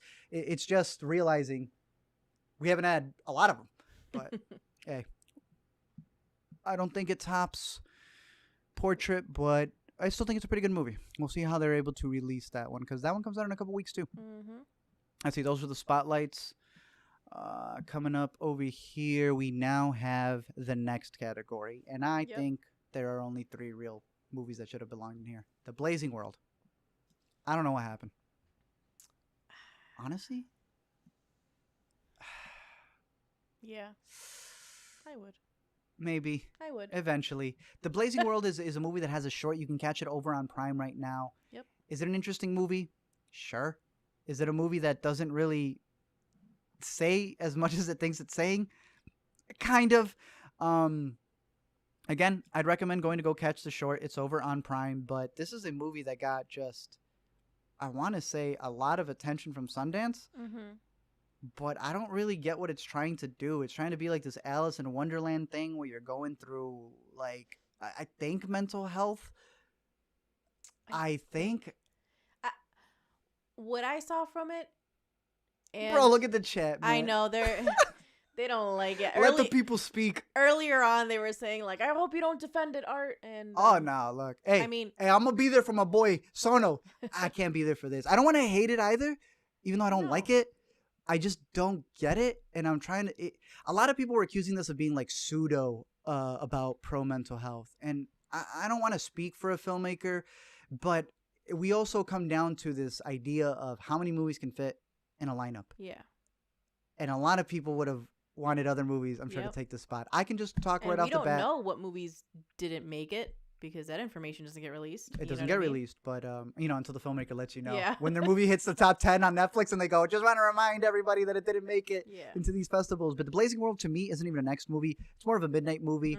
It's one where I like the aesthetic and the vibe that the short gives you, again, on Prime, if you're curious on it. But the movie didn't do more than the short, in my opinion. Yeah. I will revisit it when we get the chance. Starting and the way it was going, and I mean, I don't know. It just kept doing things, and I was like, but where is this going, though? We'll see. If anybody has any defense of it, look, I'm here to hear it. I'm here to hear it, but just not for me. Moving on to the next one, Crypto Zoo. How far are you taking this up? I got to pass, and it takes me all the way up to my 5 to 20. This is one that I will defend. It's not all the way at the top, though. I think it's the best out of the next category. Yes. It's not all the way at the top, though. Look at this. I'm gonna put it in this group right here. I'm gonna put it. I'm gonna put it right underneath Homeroom. But honestly, if I watch it again, I didn't get the chance to catch this one again. This is one. Crypto Zoo's gonna creep on up there. I personally think you should put it over Mass, but no, I can't put it over Mass at this point. But I think I see what you're. After I rewatch both Mass and Crypto Zoo, they're gonna duke it out. Because right now, while Mass has the performances going for it, Crypto Zoo has the creativity that I know a lot of people are just dismissing because they're going, that's weird. I think it's saying a little bit more, and I would defend it. You had a theory about it being Epcot and Disney. Yeah, and then you told me you listened to an interview. And then it turns out that is exactly what it's about. He really saw the idea of what Epcot was supposed to be and it being its own town. Let me try to pull up the picture over here. Epcot being its own town and how Disney had this whole idea for it, and then it didn't really come into fruition. Yep. So he kind of saw that in the terms of these cryptids, this completely animated, hand-drawn movie. I'd put it over there with like Wolfwalkers, not in the vibes and what they cover there, but in the style, in where it's not all these animators in Pixar all doing the exact same thing. Wolfwalkers has everybody doing different things, coming in, and then trying to make it fit in the movie. That's what Crypto Zoo did as well. Very weird story, but I'm a fan of it. I'd defend this one. And I'm looking forward to catching it again just to catch some of the different metaphors and different things that they have going on here.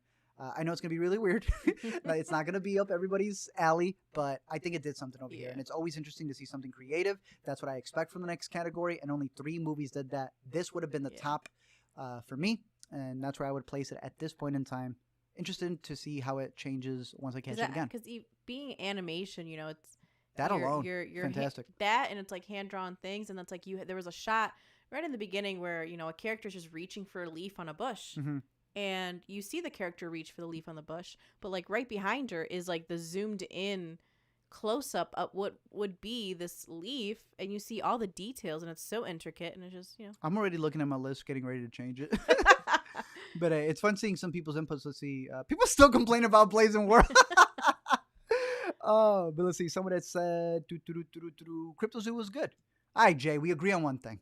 David CJ, Crypto Zoo is so good. It just got selected at Burt. Woo! Nice. That's nice. Oh, that is so exciting. Because it's also Dash Shaw, and I believe her name is Jane. I believe that they're partners.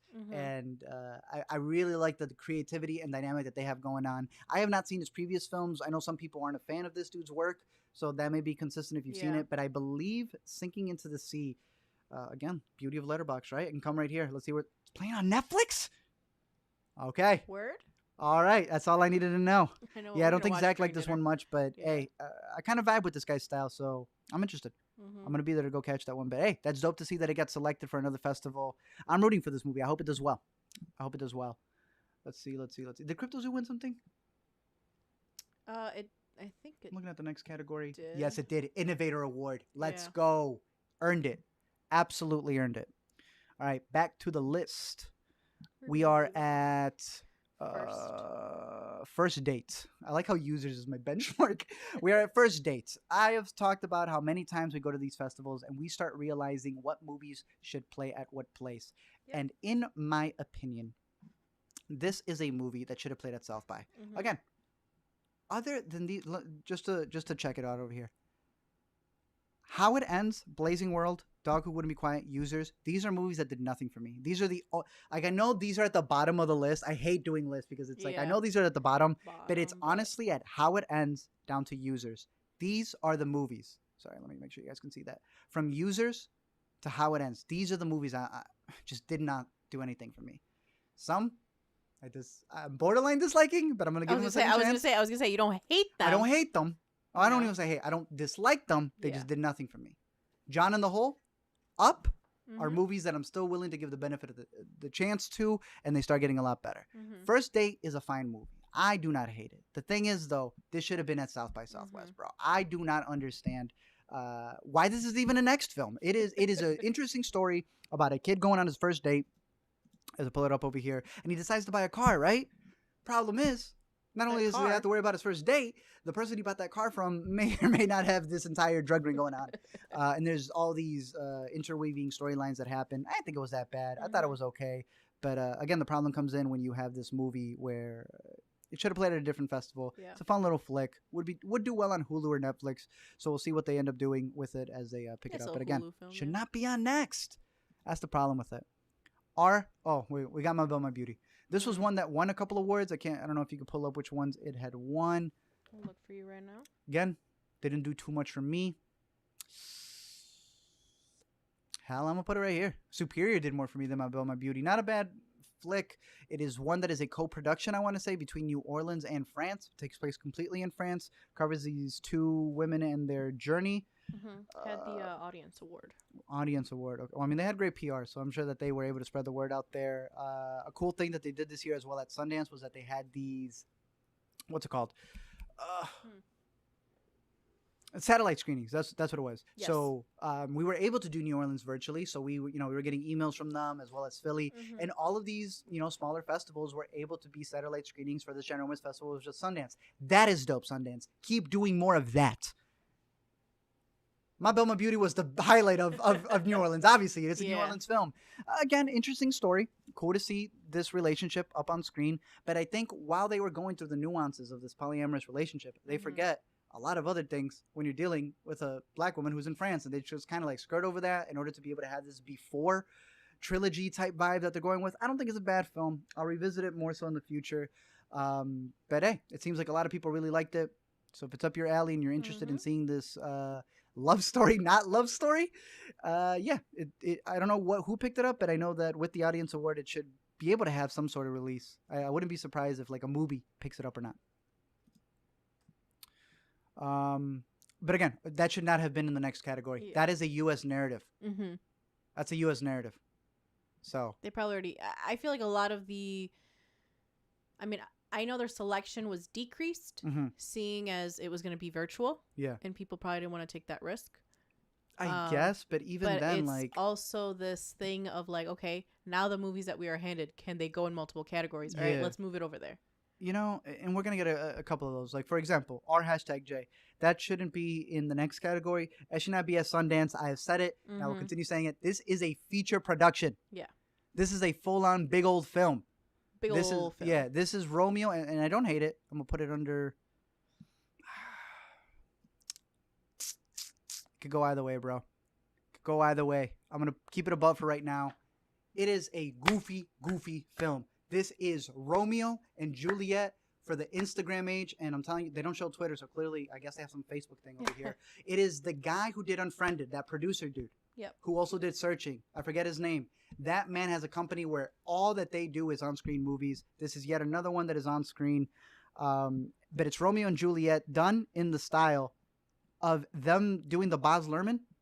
I think that is the stupidest thing to do because while they're on their messages, they're still speaking in modern language. So it makes absolutely no sense. I still thought it was fun at times. They half-ass it in terms of trying to make it a modern adaptation with like talking about police brutality. And no, I think it was the Capulets. They got their money in the system while the Montagues are just trying to... They changed some stuff for the story. They're really trying to get in there to be a part of like the school curriculum. Yeah. But again, I love the on-screen stuff. And clearly Sundance is always trying to make sure that they have some screen movie in the next category. Last year they had, what was the other one? Last year. Spree. Yes. Spree. Before that they had Searching. I love that one. there gets to a point where is it really the next category when you're putting it up on screens when every single year you have one on screens? They're going to have to do something a little bit different. But I did like the fluidity of the stuff on screen. It's just the tone and the language that they decided to go for it. That's points corny. And they didn't flesh out the story as much as they thought they would. But I do think this is going to be a hit with kids because they have a lot of references. Mm-hmm. And it's those references that tell me that this is a full-on studio film because they were able to clear a lot of things. Romeo and Juliet. Romeo has Criterion subscription. I'm not even kidding. I'm going to leave it right there for right now. We're at the bottom, too. Like, of all places to put the Criterion. Yeah. On his dock. Yeah. Romeo the filmmaker. All right. We're down to our last couple over here. Searchers. Again, I don't know what makes this one a next category, but it's a decent doc looking at everything that happens in terms of dating and how that's affected with how it's also affected and with also COVID. Just modern times and dating and those were the coolest parts. Honestly, it's one of those docs where it just depends on who you're talking to, and you're seeing him discuss, hey, how do you use the app? Oh, they think it's okay. Oh, okay, these are kind of these people are a little more weird. Yeah. Then you get to like the elderly people, and they gave the most they gave the better insight because to them it was like, oh, what are we supposed to do? Just not have just be able to judge her just right off the bat, and then some people are like, no, you can't do that. You can't do that. And someone just still the same age is like, yeah, you can. It's an interesting look at how dating off of a screen has changed things. And the visuals on this, the way that they shot it, as you can see right there, is this beautiful way. Again, going back to Romeo, because I want to make a joke.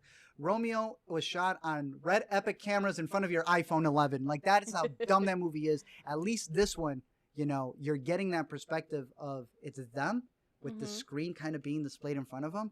And it's a really cool aesthetic. It's a decent doc. Again, this was not on my list at all, but they sent us a link to it. And I was like, all right, there's pockets in this where they're actually having interesting discussions with some people. But then other ones where I just did not care what they had to add to it. And some people were adding some really weird stuff. So yeah, Searchers, if you're interested in it, decent breakdown on seeing some people's viewpoints, old, young, all over the spectrum, looking at how online dating has changed the way that they go about it. Sons of Monarchs. This is a half movie dealing with spirituality and religion. This is a half movie dealing with immigration, but not really. This is a half movie that should be in the next category and should be in the U.S. narrative doc. I did not mind this movie. It is a very interesting look at what happens when you compare butterflies. Ooh, right here. Now we're talking. Ooh. Yeah, I was a simple man and son of sweet spot. That's a good spot. Oh, that's a good. That's a double feature right spot. there.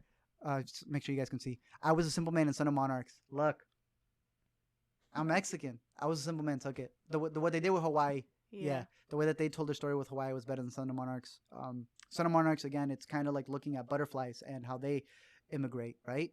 But we don't really look at it, right? That way, we just say they hibernate. And I thought that was a very interesting look at this man's journey and how he goes from Mexico to being a biologist in New York, because the director himself is a biologist. And that's where I would say he's trying so hard to make a science movie, but then also trying to make a narrative that's very spiritual. I'm looking forward to seeing it again, but there are points where when they're trying to be this artsy movie, they also want to be like a TED Talk about CRISPR. So I'm going to keep it here for right now. There's a lot of interesting ideas here, and I really like the juxtaposition of seeing his journey as an immigrant and then the butterflies, and comparing all the scientific stuff that he has to deal with while also taking into account his ancestors and the spiritual rituals that they do. I don't hate it at all, but it's like I wanted it to be just a little bit more. But Sons of Monarchs, I'll let it pass for being in the next category. Could have been in the U.S. narrative as well. Final two. These should have been in. These are the only ones that should have been in the next category. Not better than Crypto Zoo, but we got to sell Strawberry Mansion. We're all going to the World's Fair. Where would I put Strawberry Mansion? This is a movie dealing with the fact that now the government is regulating and taxing your dreams. It's so did intriguing. You dream about an iPhone? Let's go tax that. Did you dream what about that PS5 that you don't did. own yet? It doesn't matter. Y'all gonna be taxed. Damn. Okay. This is a movie where they wrote down everything they wanted to do, and then someone said, yeah, we don't have the budget for that, and they went, doesn't matter, we're going to do it anyway. I respect the hell out of this movie. At some points it feels like an Adult Swim sketch, but it is hitting this weirdness, this pocket of visuals and just crazy narrative choices. Masks and the everything is costume. practical that it looks goofy at points, and you're like, damn, if this had a better budget, they may be able to actually get across what they want to without it feeling, I don't want to say cheap. That feels bad to say. But this is one of those that I would have loved to see in the at a music box. I see some people here saying that it sounds like Black Mirror, and yeah, it's close to that. But at the same time, it's like, it's even weirder than that. It's way more artsy than that. So that's another reason why I say, like Crypto Zoo, it may not be up there for you, but it does exactly what a next movie should do, and that's that it gets into this very interesting idea about taxing dreams, and then it goes off the rails and becomes this crazy dreamlike love story. I'm looking forward to catching this one again, and you know, not the biggest fan of remakes, but it would be cool to see more money given to these dudes to see what else they would do with these crazy ideas, because you could definitely tell that they had constraints on the budget, and that did not let them stop them. So I respect the hell out of that. If it sounds interesting to you, definitely put it on your radar. Where did I leave it here? Where did I put it? Did I put it higher? Put it higher, right there. Strawberry Mansion. Do I want it that high? Kinda. Yeah. I'm looking at this pocket right here. I'm wondering if this will be going Moved higher. Up, yeah. In the documentaries. I might. As soon as we're done with here, I'm going to be rearranging this again. But, I mean, so far, most of the things I have here are solid. But, yeah, I would put it right here. Where'd I put it? Right there. World Indian. Strawberry Mansion. Night of Kings. Yeah, I'd put it in there. It may be lower, in case I end up putting this segment up a little higher. But I do find it a little bit better than Night of Kings and Prisoners of the Ghostland. Yeah. Just because of the creative choices that it made. All right. What's our next one? I think that's the final one of that program. Yes, we're all going to the World's Fair. Yep. This was one where I have absolutely no idea what happened in it. I was intrigued. It is a very slow movie. The director said, throw your phones out the window. Let's see, I put it a little bit higher. Let's put it right under Mayday. It does some very interesting stuff in terms of how people navigate the internet in particular. You cannot tell me. I would not be able to tell you what the hell happened in this movie, but I like the feeling of it. I don't want to say it's David Lynchish, but you can see the inspirations clearly. There are people in this movie who are huge David Lynch fans. I know this for a fact. So that's like the best adjective I can give to describing it. Mm-hmm. But then at the same time, when you compare something to David Lynch, you're just asking for it to fail. But it is in that area, in that tone of this girl who's looking at wanting to enter the World's Fair. What does that mean? Mm-hmm. Who is she discussing with online? Who's created this kind of virtual experience that she's got to go on? Mm-hmm. I see David CG said that they had watched it at 3 a.m. That is an experience right there. Yeah. If you are half asleep, that is where this movie hits that just subconscious. Again, I have no idea what it's about. I'm still listening to interviews on this movie, but this is a next movie. Yep. This is one that should be in the next category. And if you've seen any of this director's work, definitely put it up there on your watch list. If this has no trailer, it really has nothing else. But once it has a trailer, this is definitely one of those. At the moment that they make the trailer, watch it. Yeah, if it does not intrigue you, I'm telling you right now, don't. I'm gonna be honest with you, don't. But if you're wanting something different between we're all going to the World's Fair, Strawberry Mansions, and Crypto Zoo, those are the ones that did it this year. Again, Crypto Zoo is my favorite out of those. Strawberry Mansion comes in second, but lower, and then we're all going to the World's Fair. Yep. All right, we are down to the final. And another one. Okay, we're down to the final 6 and a plus one. Censor. This is a movie that premiered at the midnight section dealing with a movie censor. So that's already fascinating enough. Who has to obviously censor all of these films that come to her and then realizes. Basically, you give the rating. It's. Yeah. You can't get this MPAA rating. to a degree, yeah. Yes. You can't get this rating unless you cut out this, and this. Or I hate those people. They haggle. You know, it's like you can keep that, but not this one. It's an interesting movie that's looking at this idea of censoring horror films and the importance of do they actually affect people's psyche while being a horror film that's affecting the main character's psyche. I like it more and more the more I think about it. I was telling Alina how there's this really interesting behind the scenes where the composer had all of these extra songs that he never got to use because the films were never made. Yep. So they kind of used it for the fake films that she's censoring in this movie. I wanted to like this one a little bit more than I ended up liking, I guess. But the more that I hear about the making of, the more I like the making of than I do the movie, I guess. But I'm interested in catching it again because there's a lot of interesting visuals that they have in there in terms of someone's writing down. I said this on Intercut. She's doing a crossword puzzle and she guesses dial and the phone rings. So there's these little cool little cues that they do in there. But again, the concept is more interesting than the execution overall. But it's a very beautiful looking film. I may like it more the second time that I watch it. It has that discussion in there, though. Do movies influence people? Mm-hmm. Yeah, just like the... It's a very funny answer they give you. But yeah, Censor. If you're looking forward to that, definitely check it out. Movie about censoring or not censoring itself. Coming Home in the Dark. This was a thriller that I wish stuck the landing just a little more. I don't know where to put it. I'm going to put it... A little, yeah. I'd probably put it just above Luzo because the thriller aspects in this, I'm going to say very little other than it's a movie that takes place in New Zealand. Very subtly is talking about the subtext in New Zealand, kind of like Primetime where it's trying to expect you to know everything that happened in Poland. Yes. This one's not expecting you to know everything that happened in New Zealand, but it's kind of showing you this family who's out and about in the wilderness, and then all of a sudden they come across these two strangers. Yes. And the dude in this, you can't even, I wish I had a picture of this dude. There is another, oh man, I can't find the other still for it, but the dude who's in it, I want to make sure I get the actor's name correct, and I believe I have it over here. I want to say it's Daniel Gillis. He is so scary in this movie. Did such an effective job. The only thing I wish the movie did was that it brought it home a little stronger in the narrative that they were going for, but I'll give you this. Yep. Many times when you have a thriller horror movie, your biggest problem with the characters is that they're not doing what they need to do. Right? You're like, why aren't you doing this decision? Yeah. The thing is, they do. They just mess up because they're not physically stronger than the people who are over here taunting them.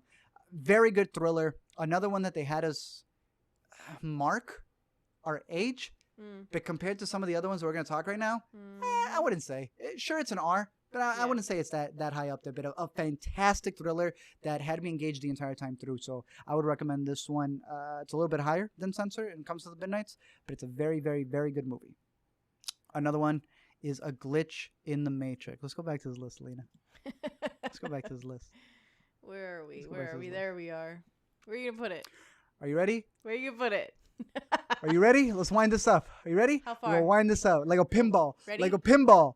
And there it is. Wow. This is Garbo. This is Dookie. This is Zach said it best. You know what? I'm gonna save it. You're gonna save it? I am gonna save it because Zach and I want to make a Let Us Explain on this. That's fair. That's fair. That's fair. I don't get it. And here's the thing. It makes you think, though. I hate this. Who's bro? I lied. There is one movie I hate. It's that one. And I hate it because I'm still thinking about the things that it's trying to discuss. Yes. But it slaps itself in the face while trying to discuss those things. Again, we have to make an entire Let Us Explain on this. Just argue, just goofing on this. We've been focusing on Let Us Explain for movies we like. Yeah. No. Zach and I got to get together and goof on some of these movies because, we need to talk spoilers about that one. But you were gonna say something? Because there is stuff I like about it. No. That's why I hate it. There is stuff, and it does make you think. You know, I was going to say, I was like, who's the person in the chat keeps saying that they're watching movies at 3 a.m.? David CG, you're the one. This would be a movie that you watch at 3 a.m. and it's like, oh my goodness, you know? That's the one that's going to throw you things and it's going to go, you know. It might go one way, it might go the other way. I don't know. It depends on who you are as a person. Let's just leave it at that. Look, I'm going to be honest. I did say I didn't hate any of them, but Glitch in the Matrix makes me hate it a bit because it slaps itself in the face. Interesting discussions in there. But I'm gonna tell you right now, before you even see it, because now you can rent it right now, $19.99 to rent. Okay. I'm glad we did not spend $19.99 on it. Just search up Elon Musk, Glitch in Matrix, alternate reality, because this movie, my God, is it like a YouTube video? Y'all copywriting me? Yeah. I'm not even charging for these videos, but this man used all of the Matrix, and I'm sure he didn't ask for permission. And then he shows an entire Elon Musk video off of YouTube. Fair use. Fair use, man. Fair use. This is dumb. I'm having deja. Honestly, we may be a glitch in the Matrix because I've been having this discussion so many times. I feel like I'm complaining about this again. Yeah.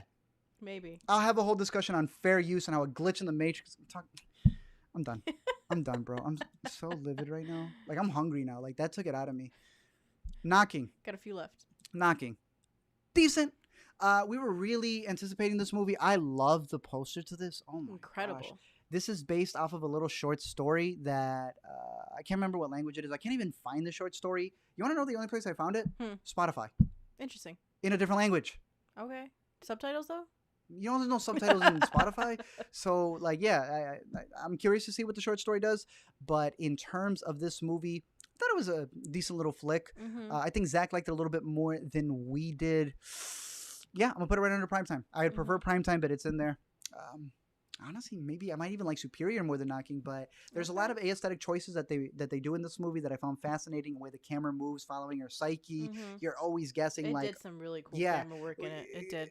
What is her past now that she's living in this apartment and she's hearing this knocking upstairs? Is it really as bad as she thinks it is? Is she just imagining it? During a heat wave? Like, oh my goodness. During a heat wave as well. So, again, I wanted it to be a little bit better than it was. But some people, they're defending it. And I'm willing to hear them out.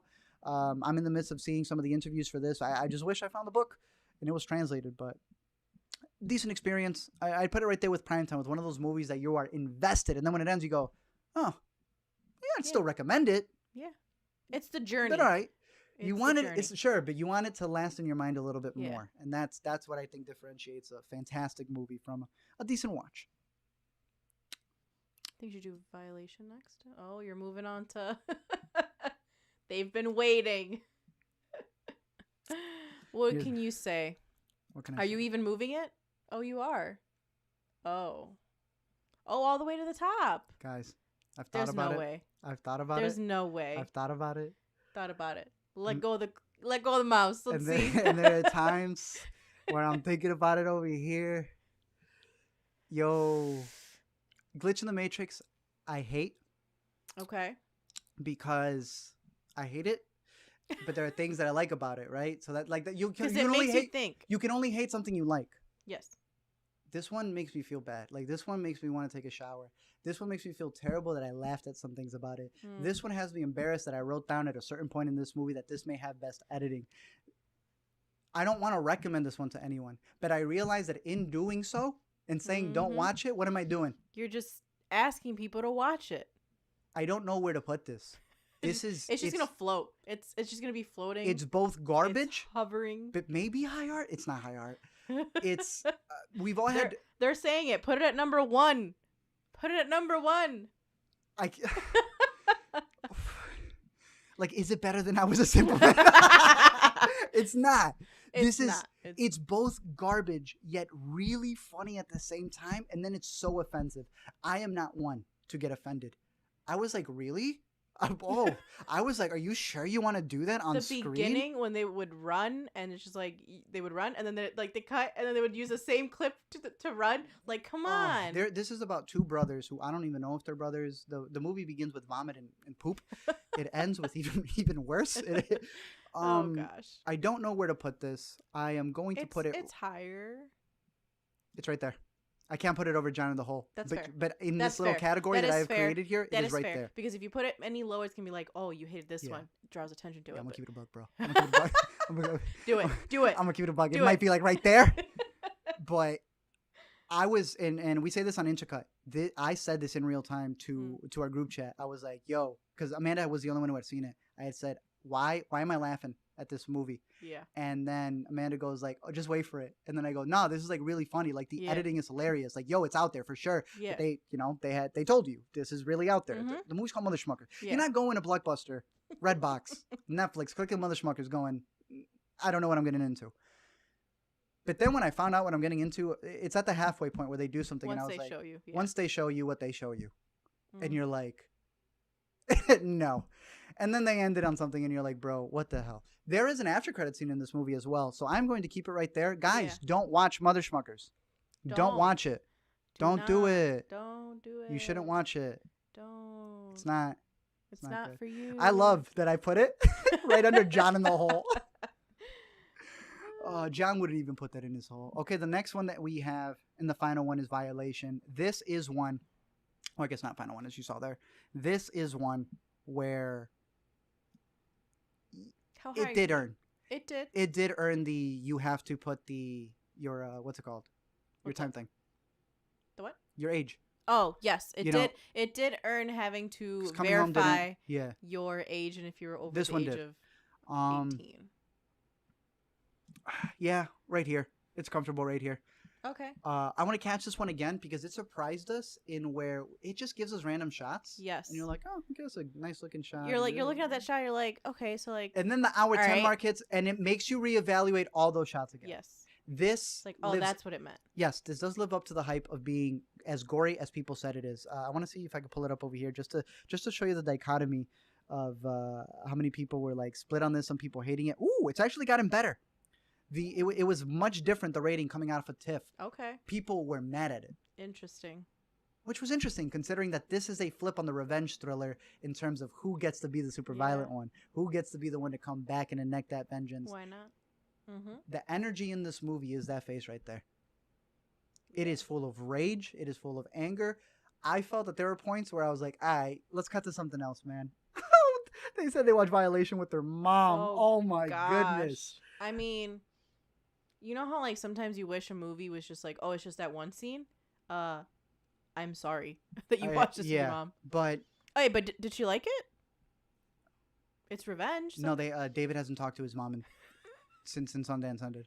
Look, this is a film that's full of grief. It's full of just anger, and that is the outlet for this film. When we first heard about this one, we were seeing all the people who you meet, the filmmakers. Yes. And actually, one of them, I always forget this. We said this in a as well.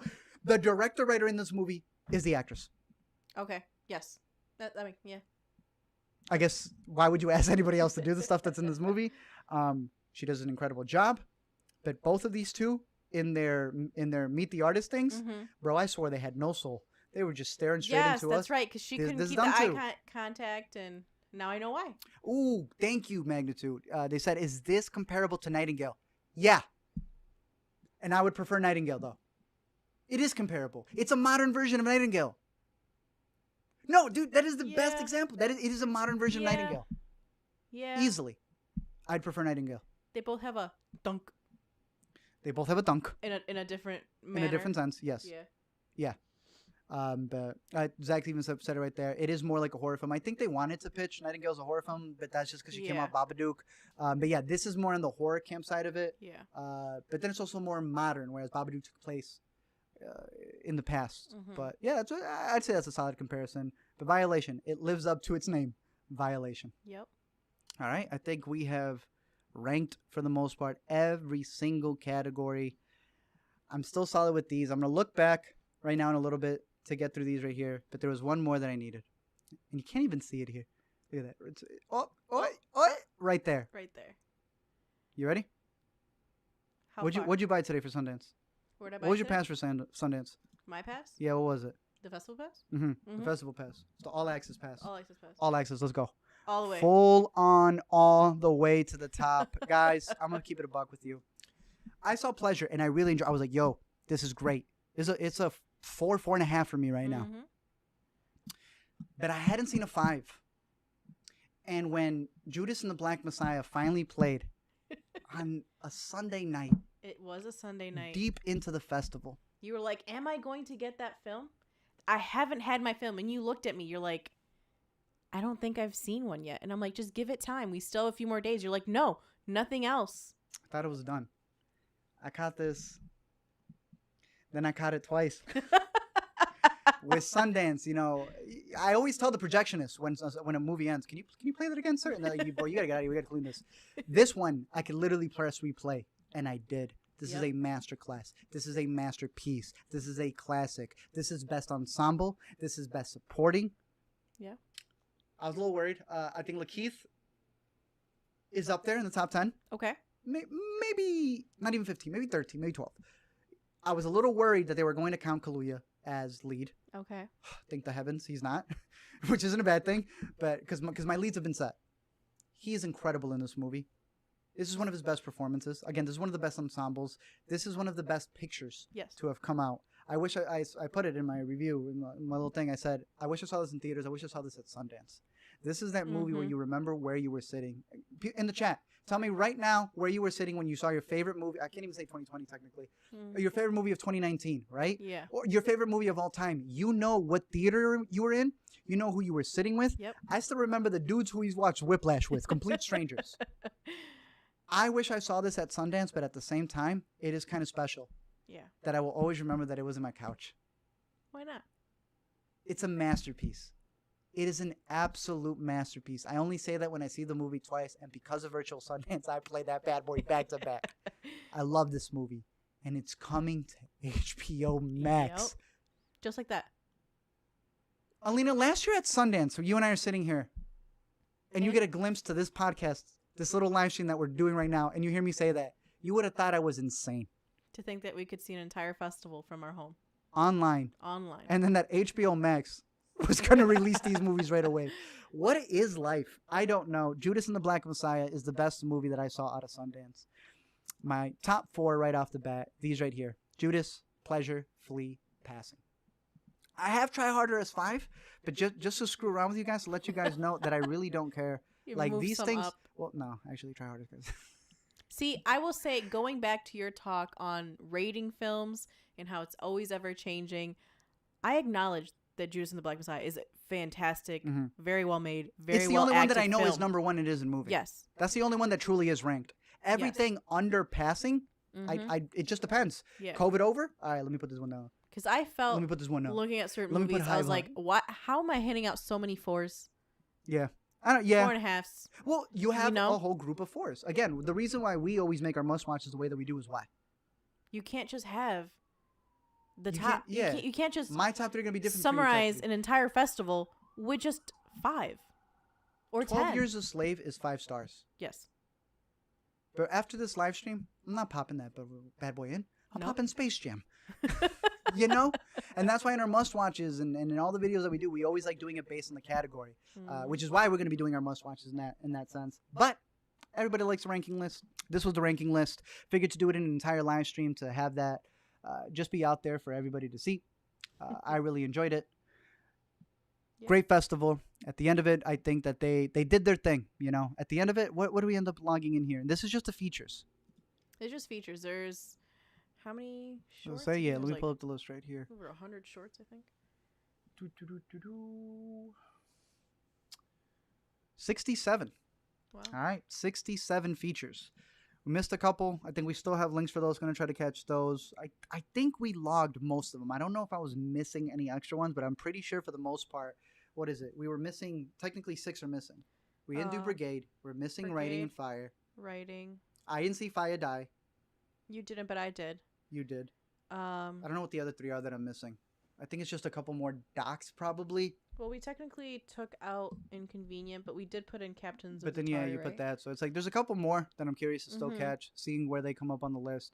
As of right now, see, it changes when you see it like this. Too. Yes. It changes when you see it like this, too. Can you see the posters? Yeah, I'm going to be arranging this up until I make my must-watch, and then I'm going to keep it up until we look back on it. Because even my 2020 list, it ends up moving just inches. But the thing about this one is, like I said, anything down here from these ain't moving much. Yeah. These ain't moving much. These ain't moving much. Now we're getting some activity. These, depending on a rewatch, may go up. Or down. Well, honestly, yeah, looking back over here, I keep saying that I'm going to put a lot of these actually higher than what it needs to be. But it's this section right here, these 3 rows, where I say... It's interchangeable. And that's thanks to this festival that at least gave us all these movies. And a lot of people have been arguing that it hasn't been as strong as the other ones.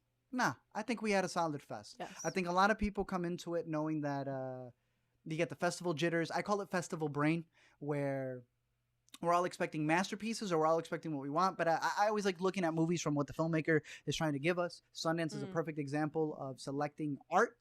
Yeah. I know it sounds pretentious. I'm sorry, guys. But these are movies that I am more curious to see what the filmmaker has to say.